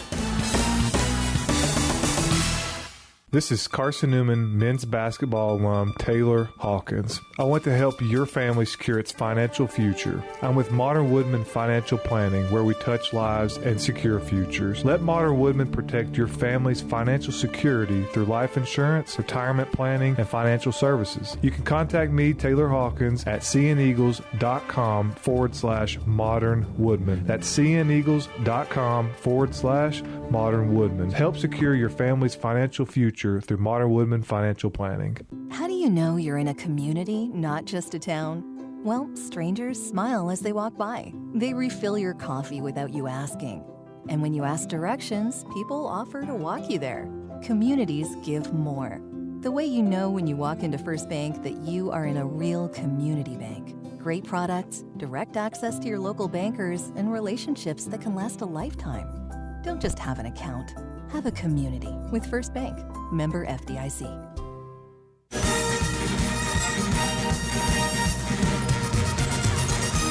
All right, second half action on the way. 34 for Carson-Newman here at intermissions. We get set for the start of the third quarter. 24 for Lenoir-Rhyne. Let's pause 10 seconds for station identification here on the Eagles Sports Network.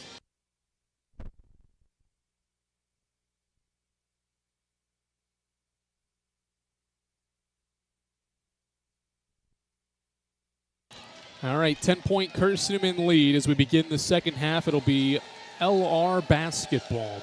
Good contingent of Eagle fans have made the trip from Jefferson City and other places as well. The Carson-Newman cheerleading team is here. The Carson-Newman band is in town. We've talked about the first 2 days how the lower bowl behind Carson-Newman's bench has been basically full. The sections above that basically almost as full as well. It's a good contingent. Not all the way full, obviously, but a pretty good crowd and a much better crowd, double the size of what LR has to work with here today. Clock did not start right away. The game clock did. 4 seconds in on the game clock, but just a second came off the shot clock. So they'll alter that real quick. Good job by the officiating crew that has been assigned to this regional championship game to quickly work on that. Now they're matching. 4 seconds off the game and shot clock. Bears will get into their offensive set. To the post they go. Abigail Brown. Pump fakes. Goes up and under. Lost the ball. Goes back up. Knuckles blocked. But a foul called with Abigail Brown shooting a layup from the left block. Foul on Maddie Knuckles. Knuckles commits her first. It comes 10 seconds into the third.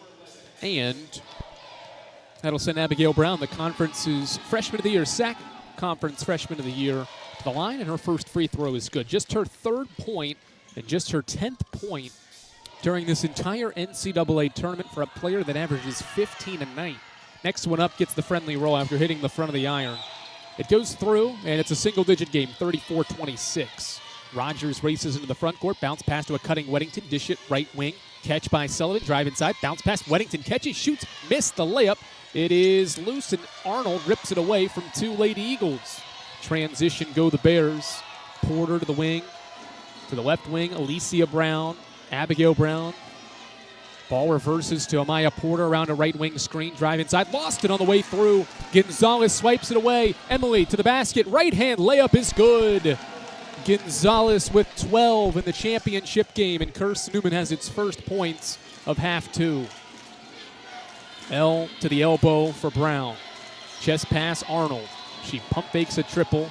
Now dishes to L, and now a chest pass to Porter. Halfway through the possession, Porter leashes one over to Arnold, who drives baseline and finishes through Delaney Weddington's defense. Nice work by Arnold for her 5th point, and the Bears back within single digits. Rogers quickly the other way. Bounce pass. Weddington lost it on the way up. Porter the steal, and then a foul by Gonzalez in transition. And that is the 3rd foul on Emily Gonzalez with 8:45 to play here in quarter 3. First player in the game from either side with 3 is Carson-Newman's senior point guard, who has been fantastic this tournament. Mike Mincy will leave his veteran point guard out on the floor. Porter at the controls, offers the ball to L right wing. Top of the key catch, Alicia Brown to Abigail Brown, who faces from the right elbow. The freshman dribbles left, going to the basket, stops her momentum, shoots over Knuckles and scores. The lefty has 4 after halftime, after just 2 in the entire first half, and it's a 6-point game. Gonzalez bounce past Knuckles at the elbow. Knucks fakes a handoff with Sullivan, driving baseline, spins, met by a second defender, got around the defender, got blocked though. Rogers comes up with the ball.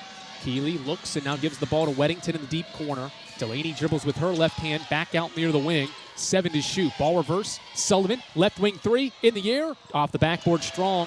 Rebound Porter. 6-point game. Bears can make it a 1-possession game on this trip. Just more than 2 minutes into the 3rd. Abigail Brown, right corner 3, too strong. Keeley Rogers, a defensive rebound. Rogers brings it up the floor from the left side of the floor. Right-hand dribble to a back-cutting Sullivan for a right-hand layup. Rogers orchestrates the offense for her 3rd dime, and the lead is 8. Top of the key, L. Pass to Arnold, out of the elbow, Brown. The 5-man, and Brown gives it to Alicia Brown. Around a screen, fires a 3. Gonzalez blocked the shot. Rebound, Carson-Newman. That's the first statistically recorded block of the game for the Lady Eagles. Gonzalez dribbles out front. Around 2 screens. Stops, looks for a pass, now bounces to Rogers. Keeley driving to the basket, right-hand shot off the window, left it short. Porter rebounds. Porter transition across midcourt. Eagles by 8, 3 minutes into the second half. Arnold left wing 3, kaboom. Lauren Arnold buries her second 3, and we have a timeout.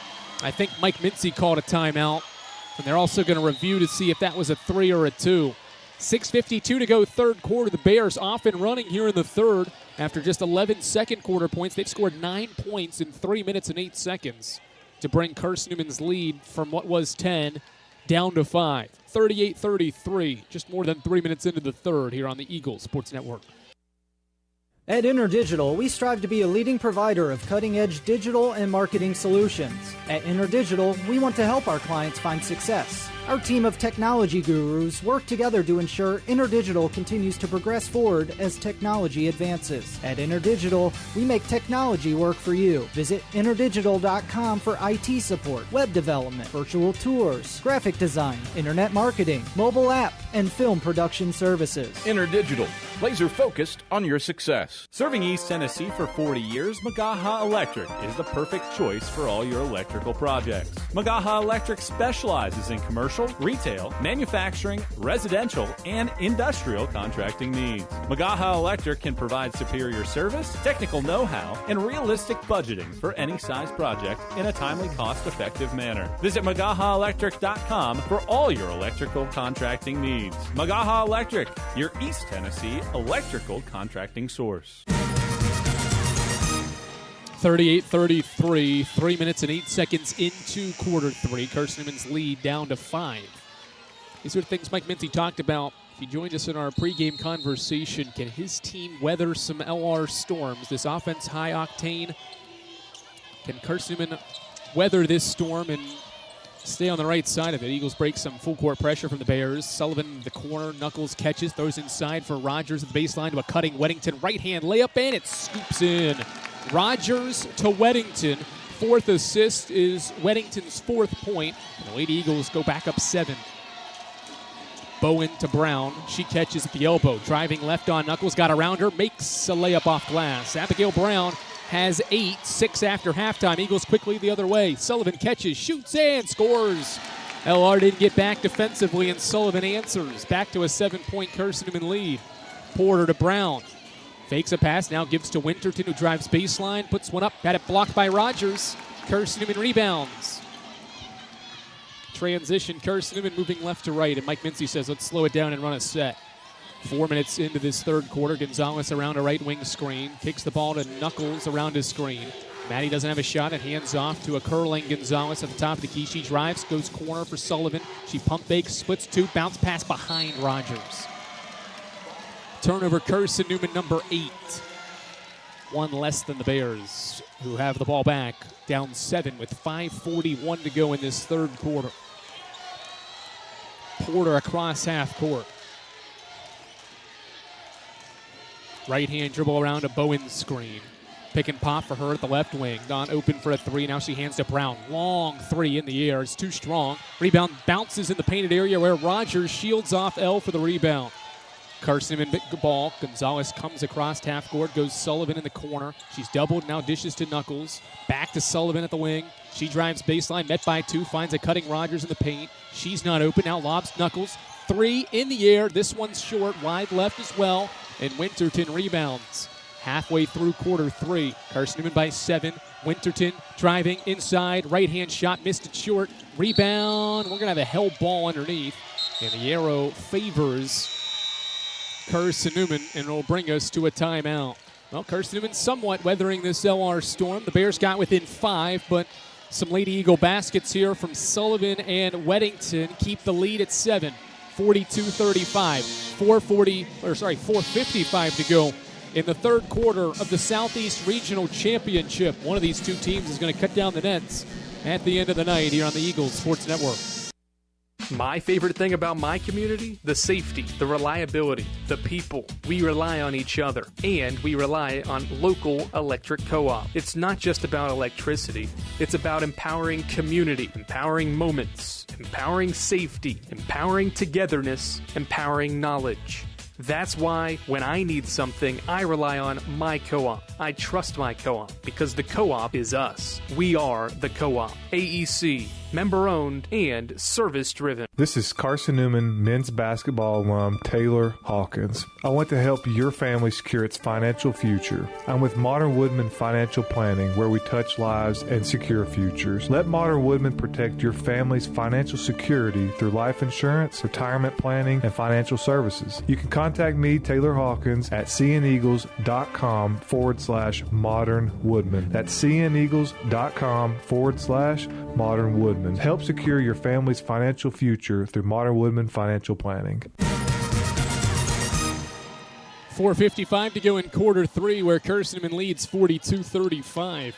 InterDigital strives to be a leading provider of cutting-edge digital and marketing solutions. Visit interdigital.com for IT support, web development, virtual tours, graphic design, internet marketing, mobile app, and film production services.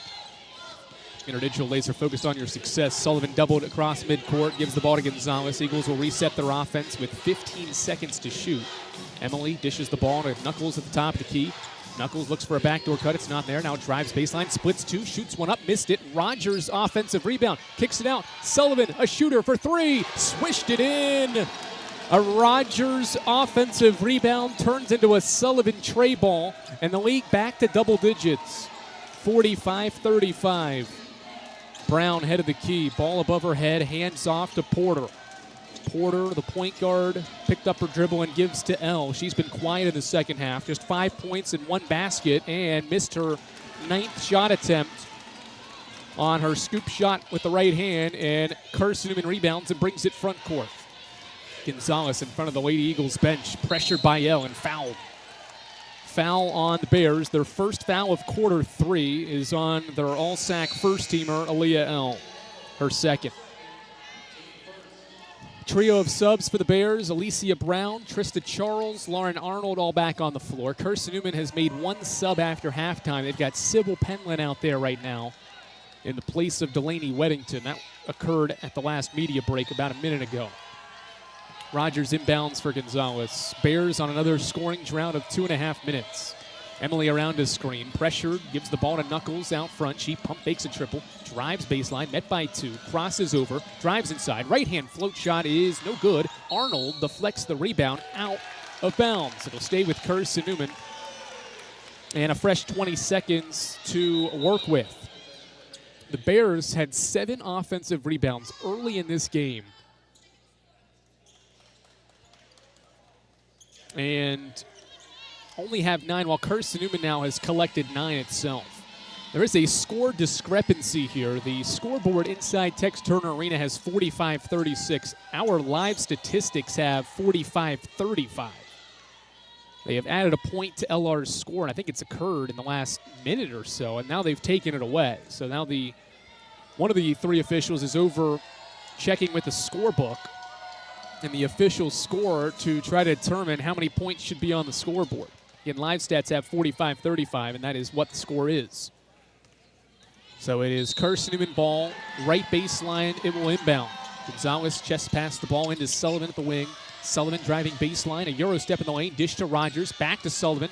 Extra pass, Knuckles 3, but before the shot, a travel on Jen. 9 Carson-Newman turnovers.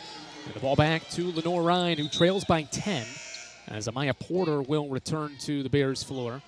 And she will take Alicia Brown's place.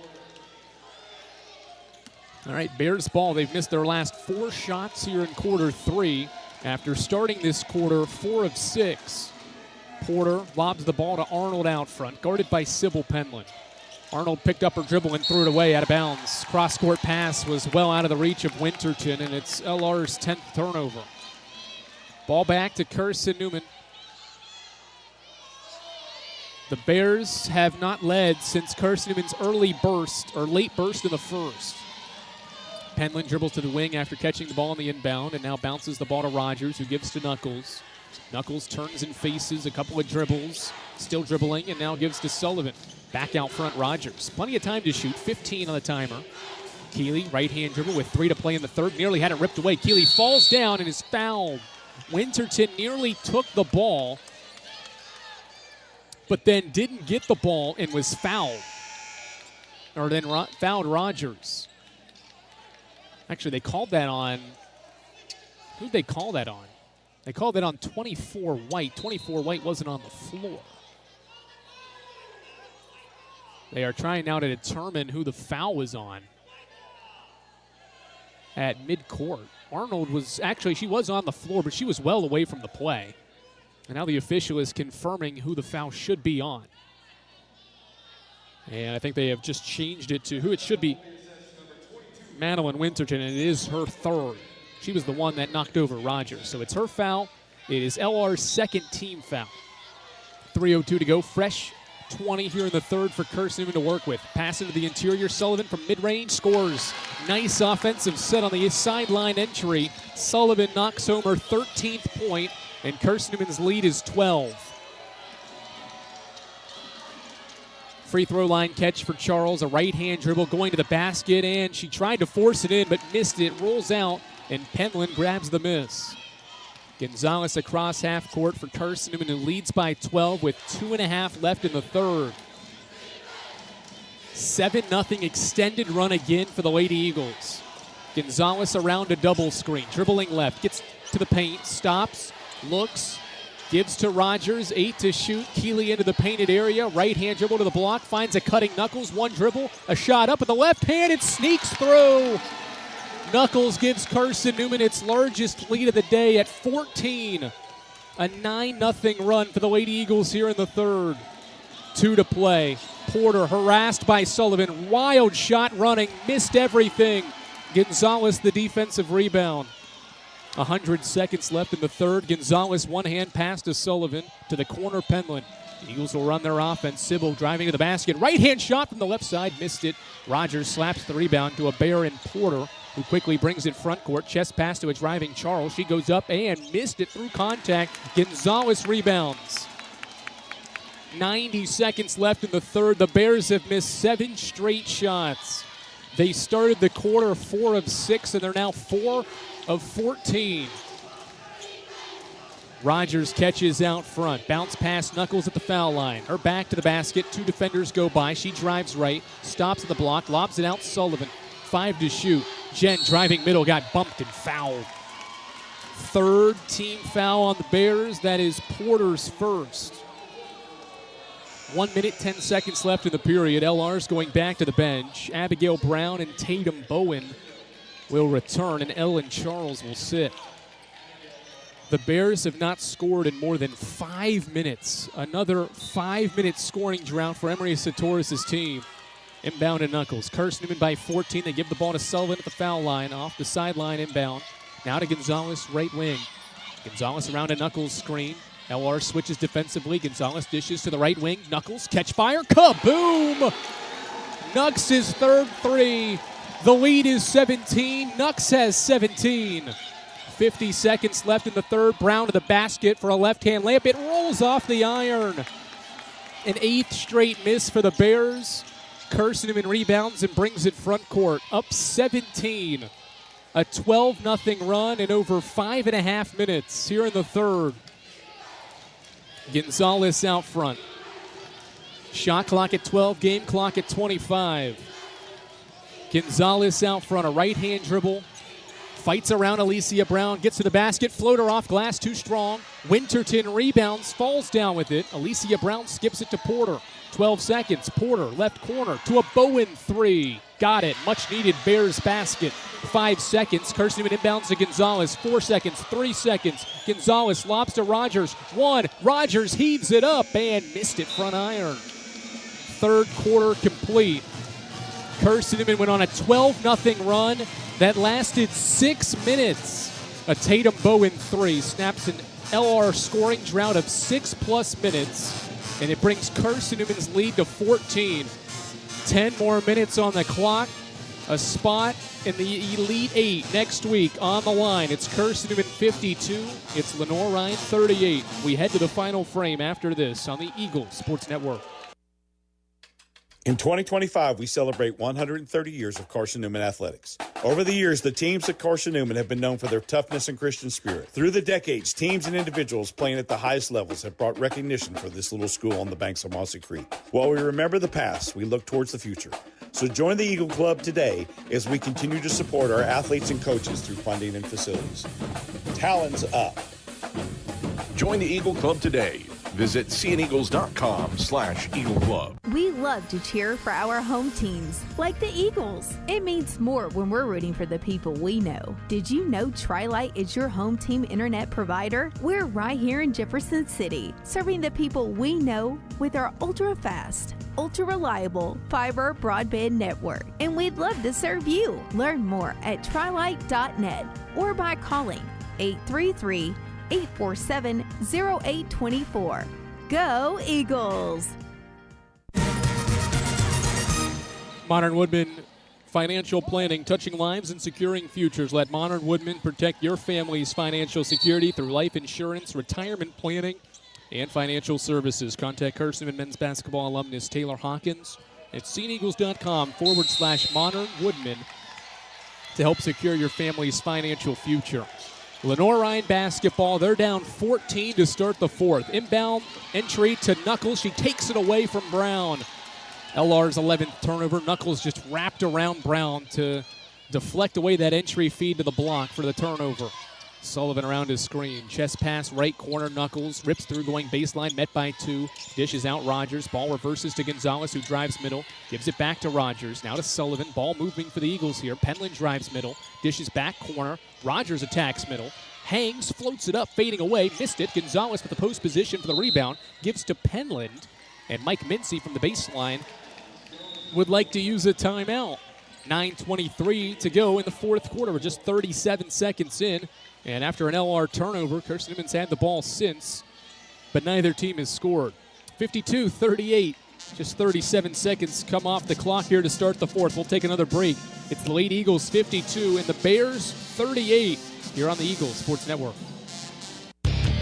Dorm food got you down? Need a home-cooked meal? Then Lisa's Country Kitchen is for you. Lisa's Country Kitchen has been feeding Carson-Newman students for 15 years. Lisa's has a family-friendly atmosphere all day long, from the morning with her $2.99 breakfast specials to dinner with Lisa's fresh, never-frozen steaks. Carson-Newman students get a 10% discount with their student ID. Lisa's Country Kitchen on Route 92 off Old Andrew Johnson Highway. The best food for the best prices. How do you know you're in a community, not just a town? Well, strangers smile as they walk by. They refill your coffee without you asking. And when you ask directions, people offer to walk you there. Communities give more. The way you know when you walk into First Bank that you are in a real community bank. Great products, direct access to your local bankers, and relationships that can last a lifetime. Don't just have an account. Have a community with First Bank. Member FDIC. All right, 37 seconds into quarter four. It's Carson-Newman 52 and Lenoir-Rhyne 38. Carson-Newman's trying to get back to the Elite Eight for the first time since 2018 and for just the second time in school history. Sullivan catches the inbound. She's driving right inside the paint. Dish it off. Rogers, a power dribble and a right-hand layup from the right block. Keeley's first basket comes here in the fourth, and it grows Carson-Newman's lead back to 16. Brown, a chest pass, Arnold. Carson-Newman's defense and crowd chanting for defense as Brown stops in the lane, fades away, and airballed the shot out of bounds. It's not been Abigail Brown's day. It's not been any of LR's days offensively. She's 3 of 13 for a Bears offense that is 25% from the field. Abigail Brown will exit, and in comes Aaliyah L., who's been quiet, just 1 of 9 shooting for her. And the Bears will call for a timeout. That timeout earlier in the first half, late in that first half actually, was an LR timeout. So they only have 1 left a minute into this fourth quarter. Carson-Newman called one just a moment ago. They have 3 left when it gets down the stretch here. Bears will have 1. Carson-Newman will have 3. Story of this game, if you're just joining us, Carson-Newman has locked down the second-best offensive team in Division II this season. In terms of teams left, there's only 16 left across Division II women's basketball, and this LR offense leads the country in scoring. Among those 16 teams, they've been held to 38 points tonight on 24% shooting. A defensive masterclass from an offensive-minded head coach. Sybil Penland inbounds the ball to Emily Gonzalez. Gonzalez sprinting away from a double team as she crosses half court, lost the ball. Porter throws it in the backcourt where Carson-Newman will track it down to save the possession. Shot clock resets. Sullivan across half court gives the ball to Sybil Penland. 1 dribble and a pass to Knuckles. Knucks dribbles out front and hands the ball to Sullivan. Now into the corner, Rogers. Rogers fakes a pass, now lobs it to Maddie Knuckles, who catches with 1 hand out front. She dribbles, trying to hand off. Sullivan near the sideline, saves it. 9 seconds to shoot. Emily around a Rogers screen, driving left, hesitates on a 3, drives, stops, pivots, running shot with the right hand, missed it short.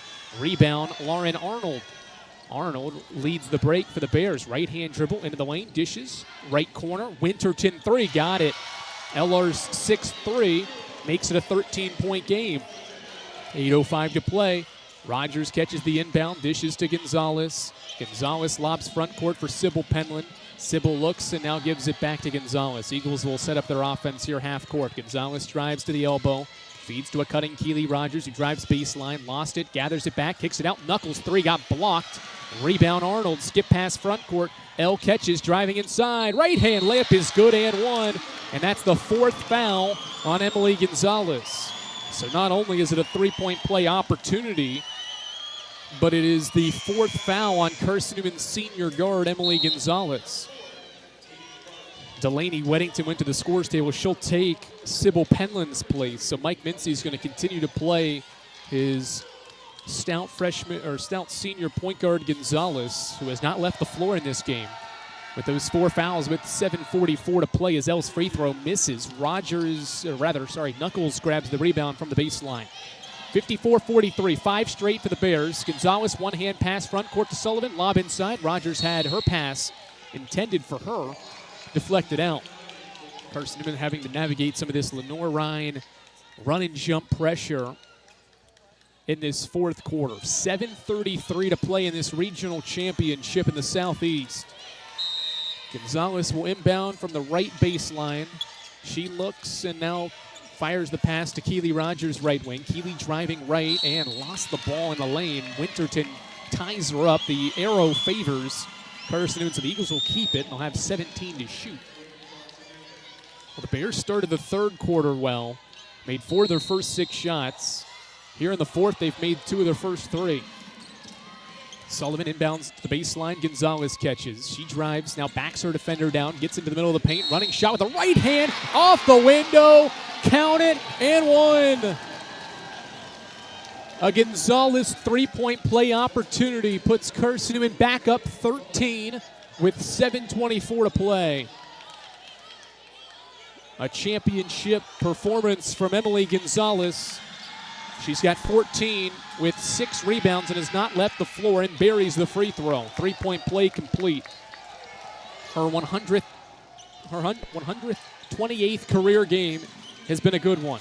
Winterton to the basket, lobs it now back out front. Arnold drives inside, hangs in the air, missed a wild shot. LR taps the rebound out of bounds. 57-43, 7:11 to play. Carson-Newman with another defensive stand. Forced a difficult shot from Arnold and then boxed out to grab or to get LR to touch it last. Eagles navigating the pressure, ball into the middle for Weddington. She drives across midcourt, now chest passes the ball to Gonzalez, now back out Rogers, now back to Emily. Gonzalez crosses over, stops her momentum, met by a double, bounce pass to a driving Maddie Knuckles, right hand layup, uncontested, extends the lead to 16.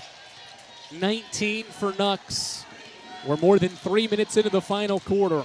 Porter to the basket, lobs to L. She catches, pump fake, shoots, and scores. Aaliyah L with 9 points. It's back down to a 14-point game.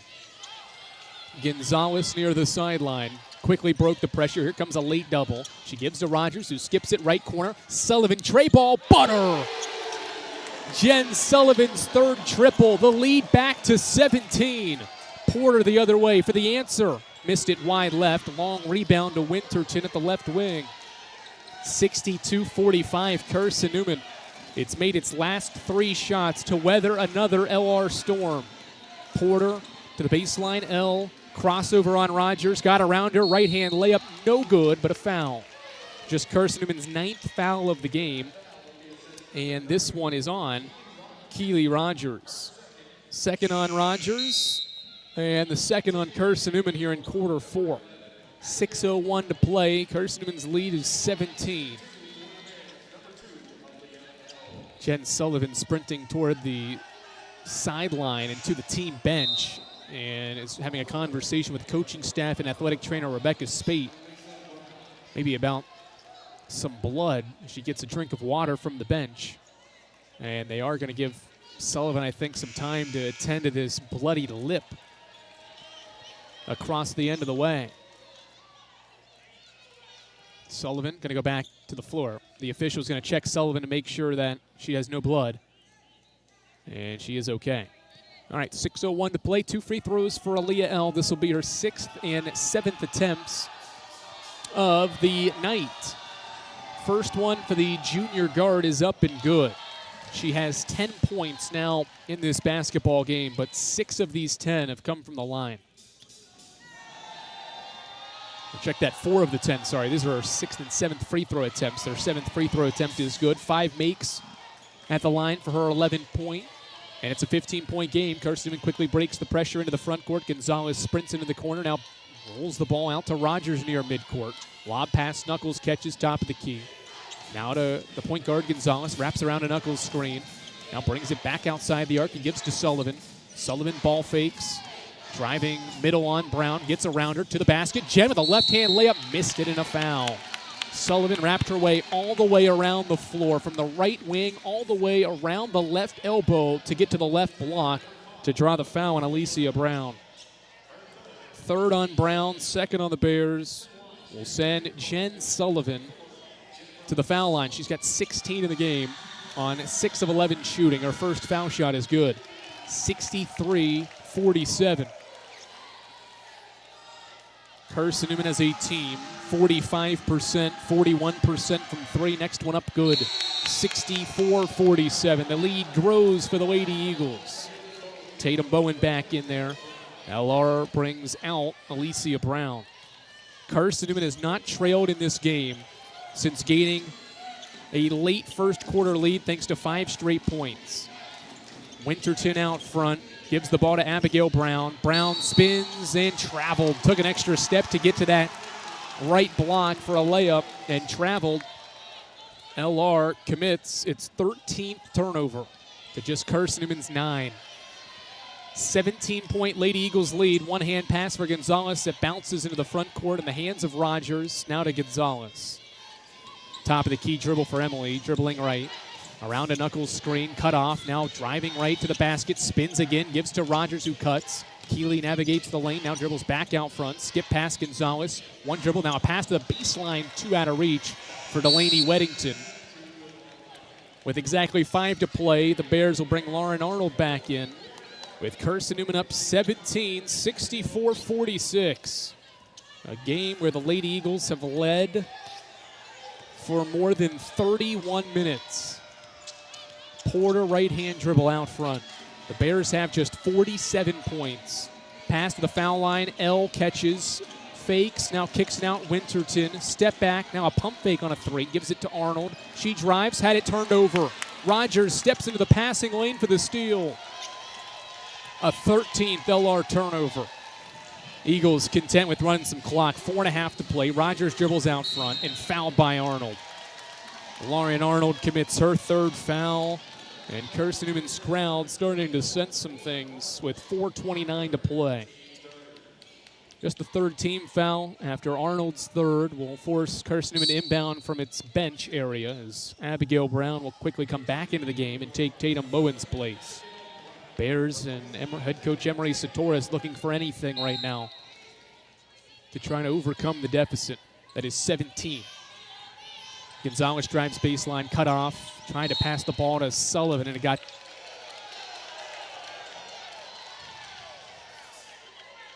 thrown out of bounds. Carson-Newman thought it was deflected. It was not, though. It's a turnover, number 11. Ball back to the Bears. They're down 17. They started the quarter 2 of 3 from the field. They've made 1 of their last 4. Pass into the corner, Winterton. A jab step and a 3 is an air ball. It bounces along the baseline where Arnold tracks it down. Arnold fires a pass to Porter. Now over to Abigail Brown. Left wing 3. No good. It spins out. Another Arnold rebound. Arnold looks for a pass into the paint. Tries to find Brown and traveled. Lifted her pivot foot before the pass, and the Bears give it back.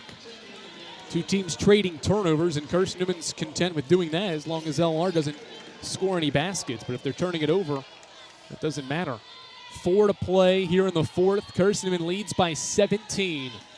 Gonzalez across the sideline. Here comes the double team. She spins from away from the second defender, gives it to Rogers. Cross-court knuckles. One more. Sullivan triple got blocked, and a foul going for the rebound. Knuckles, or check that, I think it was Rogers that was pushed in the back going for the rebound by Porter.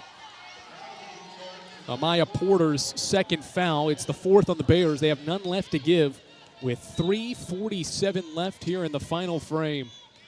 Eagles have the ball. Fresh 20-second shot clock. Gonzalez pump fakes a 3 from the wing. Gives it to Rogers. Keeley, a right-hand dribble. Backdoor goes Sullivan. The pass too hot for her. And another turnover. 3:37 to play in quarter 4. Carson-Newman by 17. Bears have not scored in 2.5 minutes. Porter to the basket, splits 2. Layup's no good. Missed it short, but a foul. It'll be the 3rd team foul on Carson-Newman. Who's it on? It is on Delaney Weddington. Weddington, in her 5th career start, commits her 1st foul. Free throws for Amaya Porter, the 5'5 sophomore. The freshman, or the sophomore, spins the ball in her hands. First foul shot is too strong. The Bears have been good from the line. That's just their third miss in 14 foul shots tonight.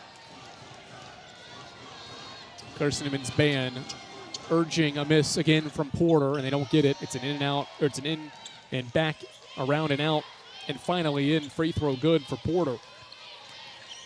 64-48, 3:20 to play. Carson-Newman breaks some pressure and gives the ball to Sullivan right side. Sullivan in and out dribble, stops, dishes, pass deflected, turned over. Bears come up with another turnover. That's Carson-Newman's fourth in the last 3 minutes. L driving in transition to the basket, running layup, missed it with the right hand. Porter grabbed the rebound and got fouled. Carson-Newman's fourth team foul is on Maddie Knuckles. That's the junior from Chatsworth, Georgia's second. And that'll send Abigail Brown to the line. So the Bears getting what they want. They are trying to score with the clock stopped. Here is a Brown free throw, up and good. The South Atlantic Conference's freshman of the year has her 9th point. Third from the line. She spins it, and the lefty fires the second one up and swished it in. 64-50, and the Bears will call their final timeout with 3:07 to play.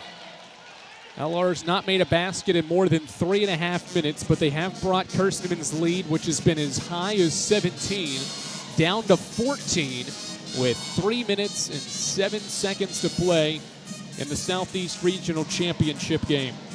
Eagle fans, we invite you to stick around for the Domino's post-game report. We'll have our selection of the premier player of the game. Excellence doesn't happen by accident. The premier team delivers service with pride. Maddie Knuckles has a game-high 19 points. She is 7 of 12 from 3.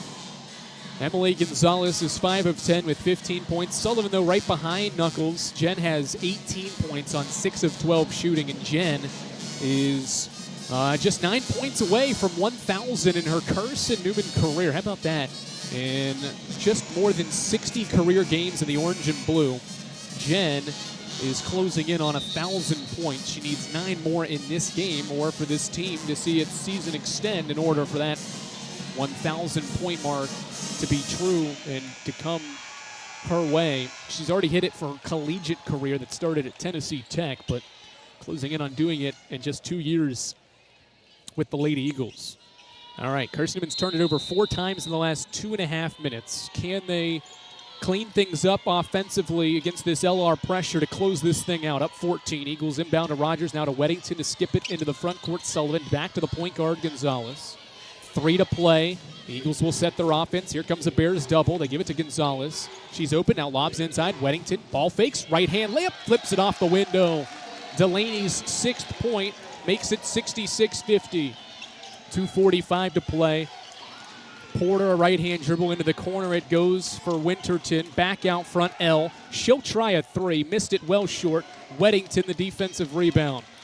2.5 minutes to play in the championship game. Rogers into the corner. Weddington, a ball fake. Delaney drives, doubled.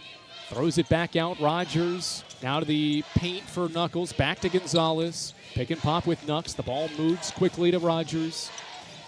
Clock down to 9. Keeley gives it to Maddie Knuckles, top of the key. Nux drives right, dishes way out front. Sullivan, 4 seconds. Sullivan crossing over, 3, 2. Sullivan flips it up short. Weddington, the rebound, missed the follow, but the officials are going to call a shot clock violation, although that layup from Sullivan seemed to hit the bottom of the rim. And then Weddington quickly rebounded it and missed her shot, but got it back. So the officials are going to go to the video monitor across the way at the scores table to determine what is the situation here. 66-50, Carson-Newman leads Lenoir-Rhyne. The Bears have missed their last 5 shots. They have gone on scoring droughts twice in this game that have lasted more than 6 minutes. Those happened in the second and third quarters of this game. The Bears in the third quarter went 6 minutes and 11 seconds without a field goal, and that's why Carson-Newman grew a lead to 17. In quarter 2, the Bears went on a 5-minute, 14-second scoring drought, but a field goal drought of more than 6 minutes. those droughts in the middle quarters allowed Carson-Newman to create separation to push past the Bears. That's why this lead is where it is, and the defense in the final frame has been just as good as the others. They have held the Bears to 30% shooting here in the fourth and 26% shooting for the game.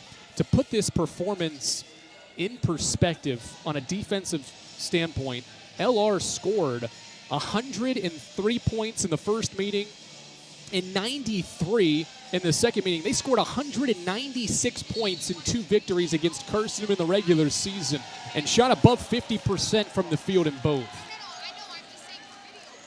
2 to play. They do determine that the ball hit the rim, and it is not a shot clock violation. So Carson ball to inbound from the baseline with a fresh 20-second shot clock.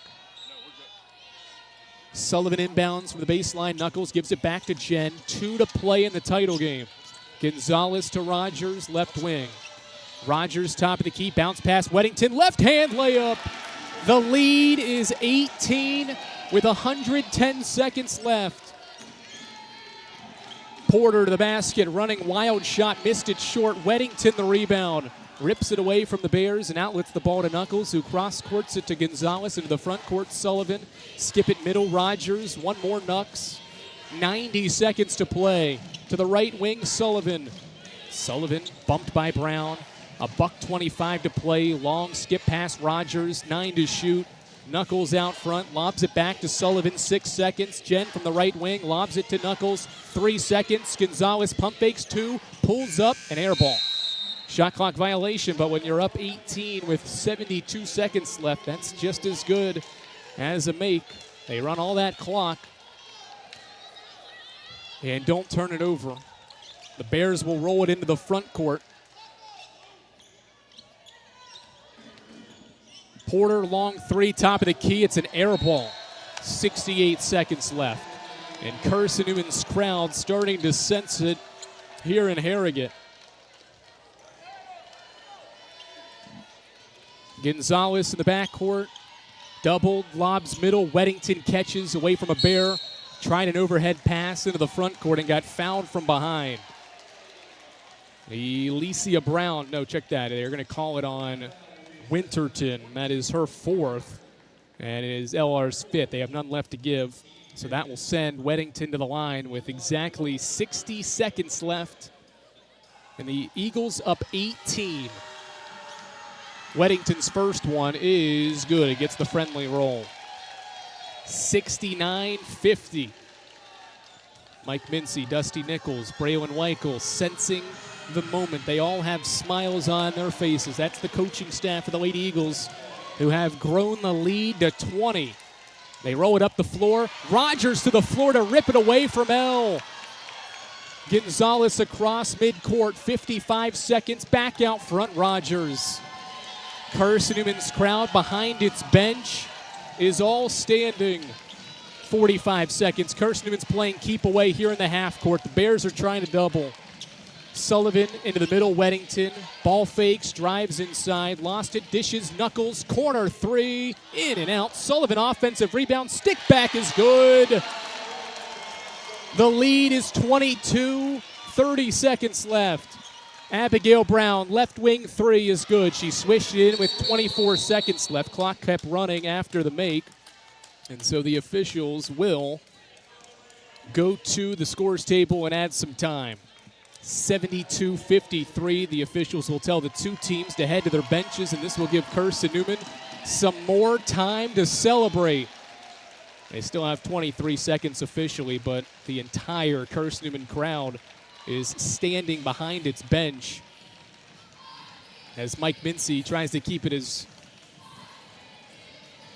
straight as possible, a straight face in that huddle. He's barking out some sets and pointing around to places on the floor, but I think it was more so to try to hold back his emotions potentially about what's going to occur. Carson-Newman's going to call a timeout as well. This will be their second called timeout, and it comes with 25 seconds. That's what they'll add to the clock here in the fourth quarter.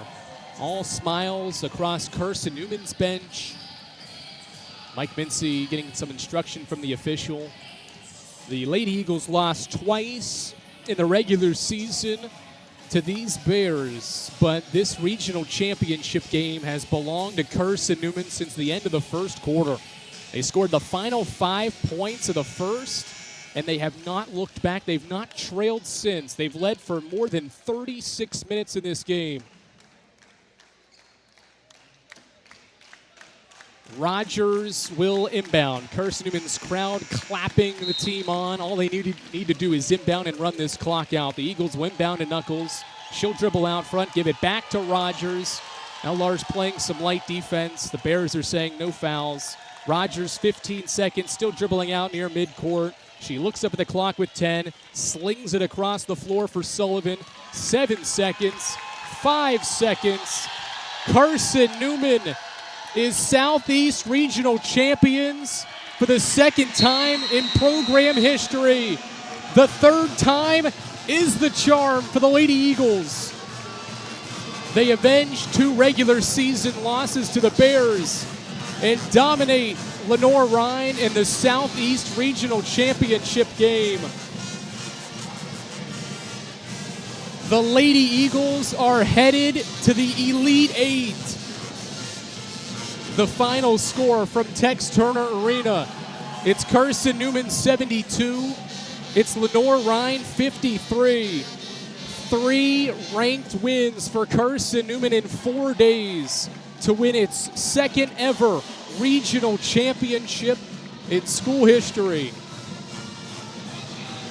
The celebration is on in Harrogate, a team that lost 10 times entering the NCAA tournament, suffered through its longest conference losing streak earlier this season in February.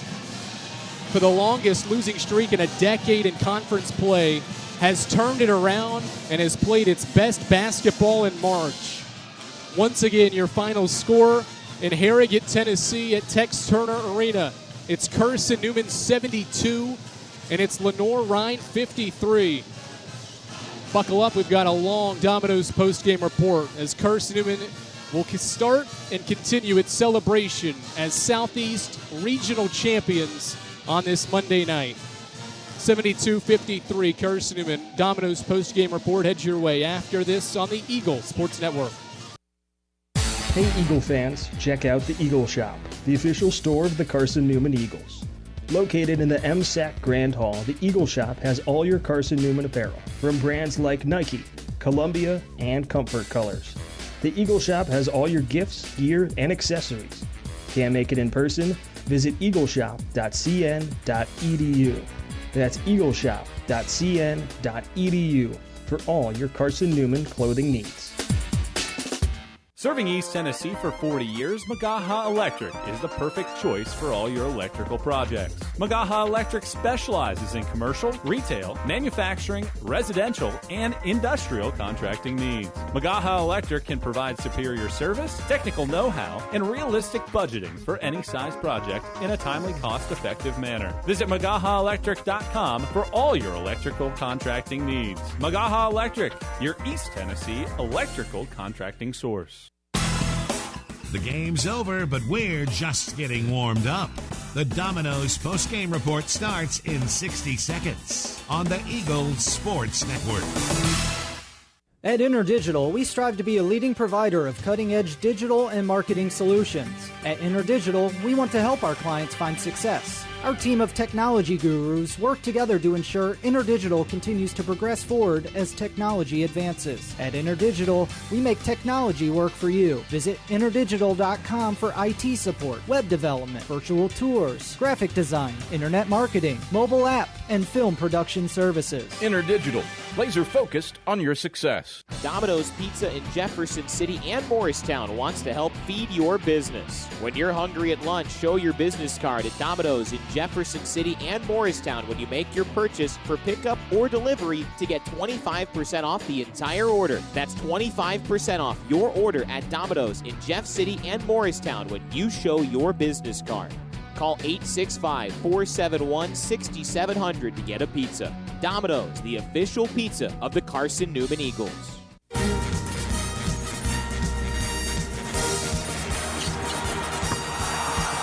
This is the Domino's post-game report on the Eagle Sports Network. Left wing Rutherford 3 up and kaboom! Torrey Rutherford. Your stats breakdown. A conversation with Mike Mincy, presented by Modern Woodman Financial Planning. Plus the selection of the AEC electrifying play and the Premier Building Maintenance Player of the Game are all headed your way. Today's game is also brought to you in part by Appalachian Electric Cooperative. We're AEC, powering the Eagles and Mossy Creek. By Domino's, the official pizza of the Carson-Newman Eagles. By the Eagle Club, the family of Eagles. By Magaha Electric, providing quality electrical services and products to East Tennessee for more than 40 years. By First Bank, the official banking partner of Carson-Newman Athletics. By InterDigital, IT support and marketing, laser focused on your success. By Fresh Ideas, a foundation of fresh food and speedy service. By Lisa's Country Kitchen, the best food for the best prices. By Food City, value every day. By Premier Building Maintenance, delivering service with pride. By Tri-Light, dream big with gig. By Modern Woodman Financial Planning, touching lives and securing futures. By the Mossy Creek Roasting Company, family owned and operated, coffee fueling the Burt Tarr Stadium press box. And by the Eagle Shop, the official store of the Carson-Newman Eagles. Let's head back to the arena and the voice of the Lady Eagles, Andrew Rogers. Perfect time to return for the Domino's post-game report. Carson-Newman's Maddie Knuckles, Jennifer Sullivan, and Emily Gonzalez were just named to the All-NCAA Tournament Southeast Regional Team. Maddie Knuckles is the Southeast Region player, best player from the regional tournament, and now the regional commissioner and LMU's athletic director are about to give Carson-Newman the regional championship trophy. We'll let you listen in.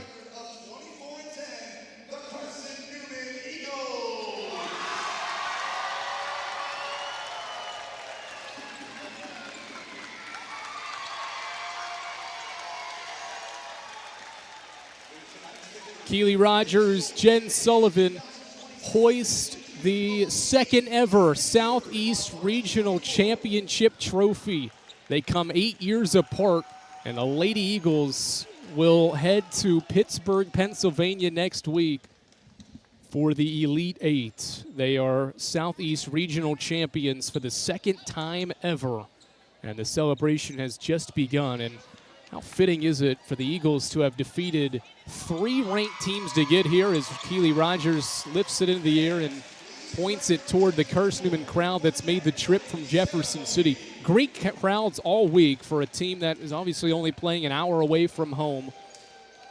And no crowd better than the one they've got here for the regional championship game to now have the opportunity to cut down the nets. How about this? In their rivals building, they're doing it in Lincoln Memorial. Those two schools have had such a great rivalry. And the Lady Eagles defeated the Rail Splitters in the semis to get to this championship game.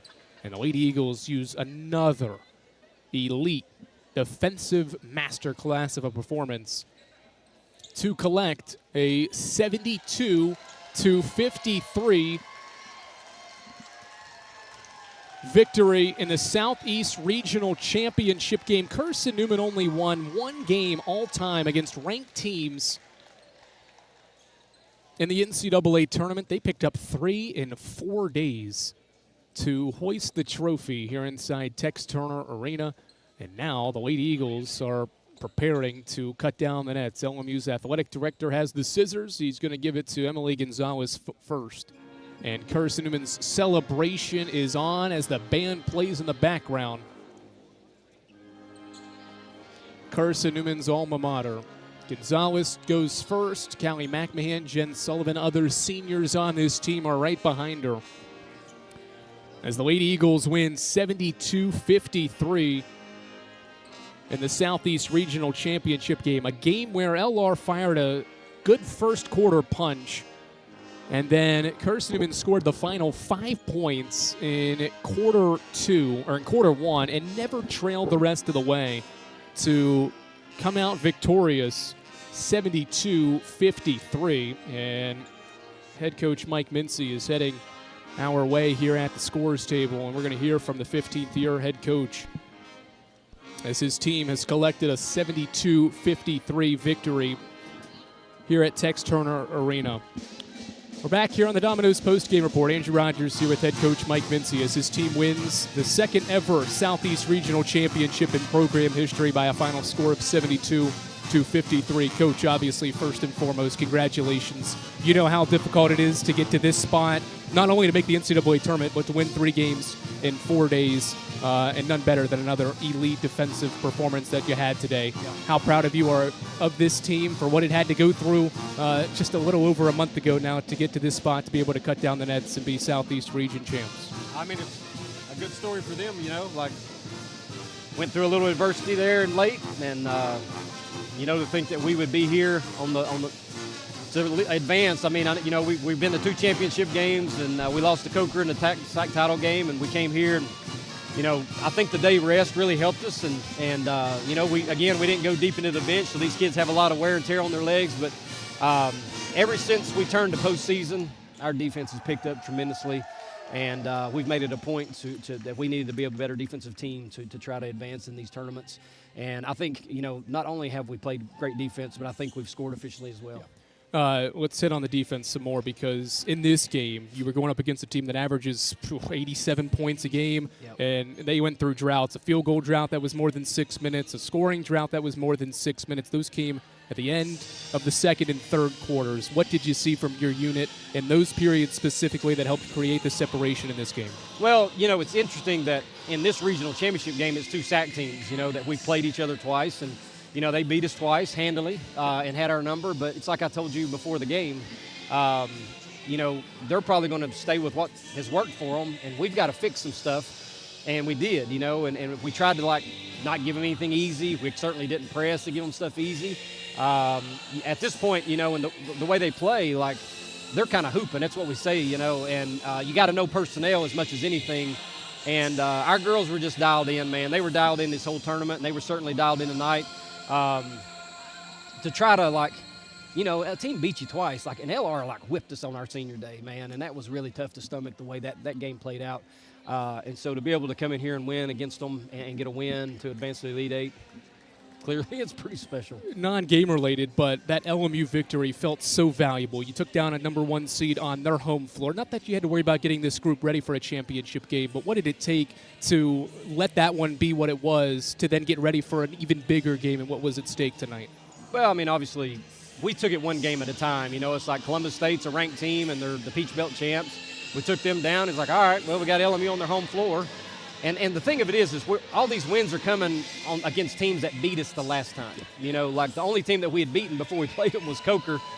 We beat them last, and then they beat us last. Right. But we didn't play Columbus State, but then LMU beat us on this floor a month ago or whatever it was. And, again, we had something to go by that we needed to improve upon. And then here we are facing a SAC foe in LR that had beaten us twice. And we had a lot of film to try to, like, go by, to fix, you know. And I would be remiss to not say that I really think that the rise of Delaney, and I've talked to you about this a lot, her defensive presence has helped us in general to defend better, and even offensively with her cutting and things. I knew we were a totally different team coming into this game today than we were when they even saw us on senior day. Southeast Regional Tournament MVP. You mentioned dialed in. That was Maddie Knuckles. That's been her really since postseason play started, even the regular season finale. Yeah. What has she meant to this team, especially down the stretch to open up this offense? Well, I mean, she had a great SAC tournament. Didn't have the best of championship games, but she was on the 3rd day of a tournament. Here, you know, we played back-to-back, and she got the day off yesterday. And, I mean, just to go from where she was as a freshman, and now she's only a junior, and to be the regional tournament MVP is just something that is just unreal to me. I mean, and she just balled out the whole tournament. And she's playing against a good team today, man. I mean, and had to battle on both ends and played almost the entire game. They were gassed and they were tired, but we got in that 4th quarter and we had a double-digit lead, and they were like, we got 10 more minutes to finish this thing out, and she's special, man. We talked about Delaney. We could probably talk here about Keely Rogers, too. Leads your team in rebounding and assists with 12 boards, 7 assists. But discuss your two senior guards, Emily Gonzalez, Jennifer Sullivan. You didn't take them off the floor tonight. Just shows how valuable they are. Jen goes for 20. Emily was all over the place and had 15. How valuable is it to have two veterans like that leading your backcourt? Well, Emily has been moved to the point guard spot. I think she has done a great job. And we kind of knew that they weren't going to take Porter off the floor, and we weren't going to take Emily off the floor. That was the game plan. Hopefully she could make it through because she gives us our best opportunity on both the offense and defensive end. And, of course, Jen's been dialed in all day. And if I could keep her out there, I was going to do it because we had to have her defensive presence as much as anything to try to stop the second highest scoring team in the country. Coach, congratulations. I think it's your turn to cut down the nets. Yep, thank you. That is the head coach of the Lady Eagles, Mike Mincy, as his team is Southeast Regional champions for the second time in school history.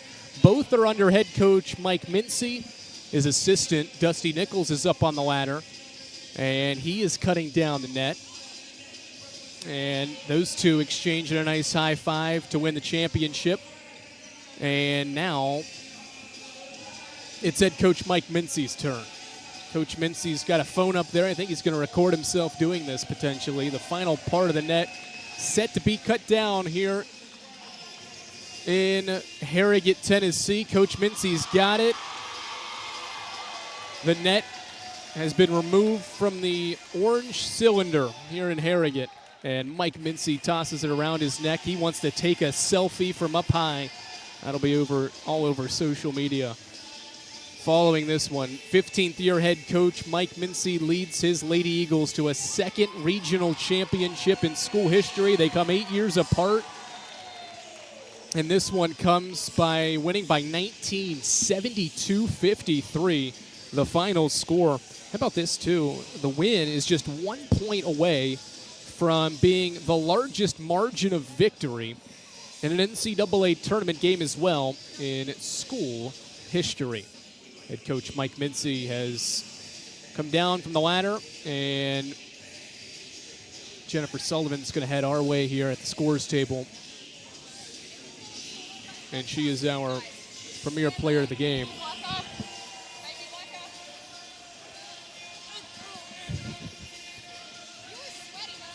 Jen is joining us here post-game as Carson-Newman wins 72-53. We continue on here as Carson-Newman is Southeast Regional champions. Jen, before even asking anything else, how does that sound? Oh, my gosh. That is just the perfect way to cap it off.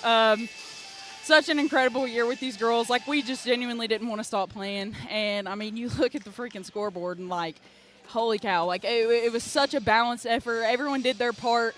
Defensively was incredible. I feel like this is a whole different team in the last 2 weeks, just based off our defense. It's gotten so much better. It's been awesome to see. Before we talk about this game and really the tournament, I want to go back to February because this team went through a brutal 4-game stretch to start the month, and that was just over a month ago. What did this team learn through that stretch to come out of it and now see the light at the end of the tunnel and what that is? We knew that it was adversity, and, our main thing was adversity adversity is opportunity, and we just kind of took it as a opportunity to get better, and that's exactly what we did. It pointed out all of our weaknesses, and thank goodness it did, because we wouldn't be where we are today without it. I was literally just thinking about that and how many people probably counted us out, but we took it as an opportunity.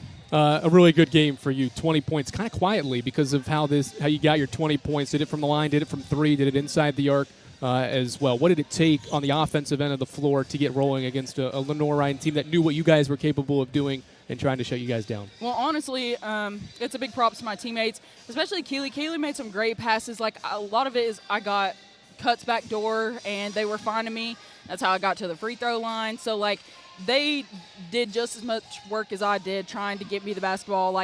They know what my shots are, and they know what plays are for me. So just moving and trusting that they're going to find me. I think when you transferred here, you probably heard a lot about how good of a scoring team this program has been. But over the last really month and so of the year to get to this point, it's been about defense, and that was the case today. You hold them to 26% shooting and 53 points.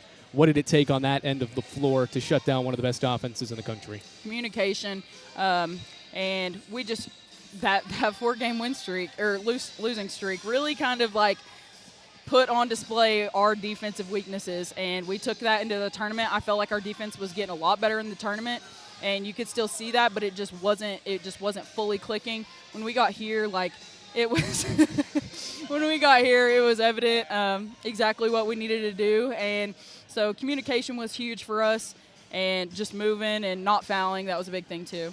You, Maddie, Emily, all part of the Southeast Regional Tournament team. Maddie was the MVP. Talk about what it's been like to work around ball screens from her, to see what she's been able to do from three to help aid this team offensively, and obviously you and Emily not coming off the floor tonight. Yeah, I can't say enough about how good Maddie's played lately. Like, she's completely just stepped up and been everything that this team has needed, and we're just so proud of her, just canning so many good shots and so many tough buckets that are so timely, and she just gives us so much confidence. And then Emily is just so active. She's obviously the best point guard in the region. And I think that's been evident since day one for us. And that wasn't her role last year, but she really stepped into it this year and just made the best of it. All right, Jen, go enjoy the celebration. Thanks, Andrew. That's our premier player of the game, Jen Sullivan, after 20 points and 5 rebounds in Carson-Newman's 72-53 victory. We're going to continue on. We'll talk with Emily Gonzalez before we hear from our tournament MVP. Give me a couple minutes. Or cut one down for me. 72-53, the final score. Carson-Newman wins the Southeast Regional Championship for the second time in school history. We continue on with the Domino's post-game report. Andrew Rogers alongside senior guard Emily Gonzalez as Carson-Newman wins the Southeast Regional Championship by 19 points. Emily, another really good performance from you. It's been a great tournament, really a great postseason to help lead this team to now 5 postseason victories, the 5th being the most important one. What did it take from this group over the last 4 days to win 3 games against 3 really good teams? Honestly, I think just trusting each other. We went through a whole bunch of adversity during this season. And it could have been very easy for us to just give up and keep falling into that, but we kept going through it and just trusting each other and going day by day, putting one foot forward. And I feel like that's what we showed during this tournament. For you personally, never came off the floor in this game and had to deal with a load of LR defensive pressure throughout this game. What did it take from your standpoint to play all 40 minutes, take care of the ball as you did, but also find your way to score and be a facilitator for your team? Sorry, can you repeat that question? What did it take through 40 minutes? There's probably way too many emotions going through your head, but what did it take through 40 minutes of this game? You never came off the floor to do what you did for your team, 15 points, 4 assists, to navigate all the pressure they were throwing at you defensively. Honestly, just it being my last year, I had the mindset of just putting my best foot forward. That was my whole motto throughout this whole tournament. It's you know what?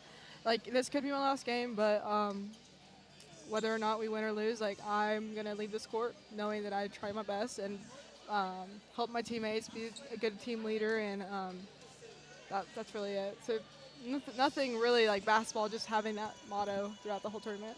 Jen echoed that communication was the key for the defensive effort in this game to hold an LR team that averaged 87 points per game to 53. Would you echo that same sentence and that your communication level defensively was why you guys put together this championship effort? Yeah, that communication and just honestly, being very aware of on defense, having your head on a swivel, not being a team effort and not just leaving everybody on an island, as a team defensive squad now. You mentioned this being your last year. You were part of a team that made the regional championship game 2 years ago. And you've made the NCAA tournament for 3 straight years. How good of a feeling is it to know that you've gotten to 3 championship games in your career, now this being the 4th, and now you're at that mountaintop that you've wanted to achieve? Honestly, this year is definitely so different than the other years. I've had much of a bigger role. So I guess it feels awesome. Yeah, it just feels great to know that I was a part of this. I mean, everybody has their own role, but my role's changed throughout the 4 years, and it's different. All right, Emily, congratulations on a good performance in the regional championship. We'll talk to you next week. Thank you. That is senior guard Emily Gonzalez as Carson-Newman wins 72-53 over Lenoir-Rhyne. We'll take a break here in the Domino's post-game report. We'll hear from our Southeast Region Tournament MVP on the other side of this break here on the Eagle Sports Network.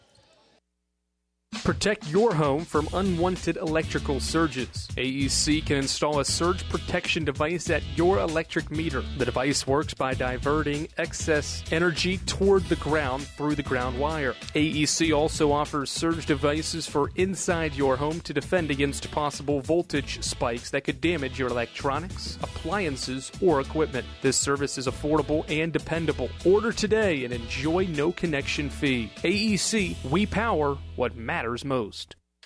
In 2025, we celebrate 130 years of Carson-Newman athletics. Over the years, the teams at Carson-Newman have been known for their toughness and Christian spirit. Through the decades, teams and individuals playing at the highest levels have brought recognition for this little school on the banks of Mossy Creek. While we remember the past, we look towards the future. So join the Eagle Club today as we continue to support our athletes and coaches through funding and facilities. Talons up. Join the Eagle Club today. Visit cneagles.com/Eagle Club. More player interviews and stats come your way in 60 seconds when the Domino's postgame report continues on the Eagles Sports Network.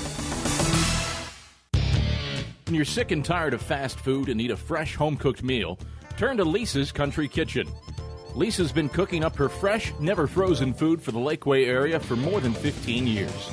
Lisa's cares about her customers. You may enter a stranger, but you'll leave a friend. From foot-long hot dogs to juicy steaks, Lisa's has the best food for the best prices. Lisa's Country Kitchen on Route 92 off Old Andrew Johnson Highway.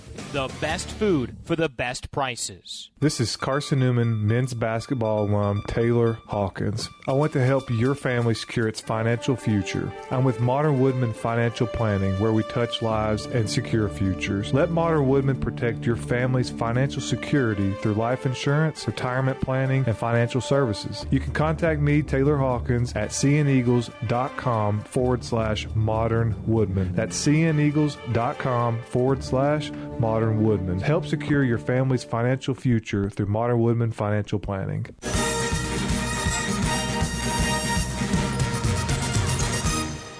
Andrew Rogers back here on the Domino's post-game report with the Southeast Region Tournament MVP, Maddie Knuckles.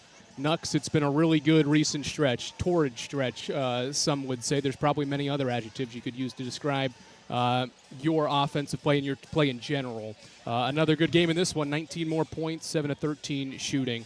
Let's start there. How have you been able to be this effective for your team at the best and most critical moments of this season? Yeah, I think that we wanted it so bad, and we went through a rough stretch earlier in the year, and I think that we just all came in ready to play, and if shots weren't falling for some players, we picked it up on the defensive end. So I think really like the defensive end really just fueled our offense. Maybe not for everyone in every situation, but if we weren't scoring buckets, we're getting stops. So I just think that, knocking those shots down when they came to me, that's just the biggest thing. You mentioned the stops.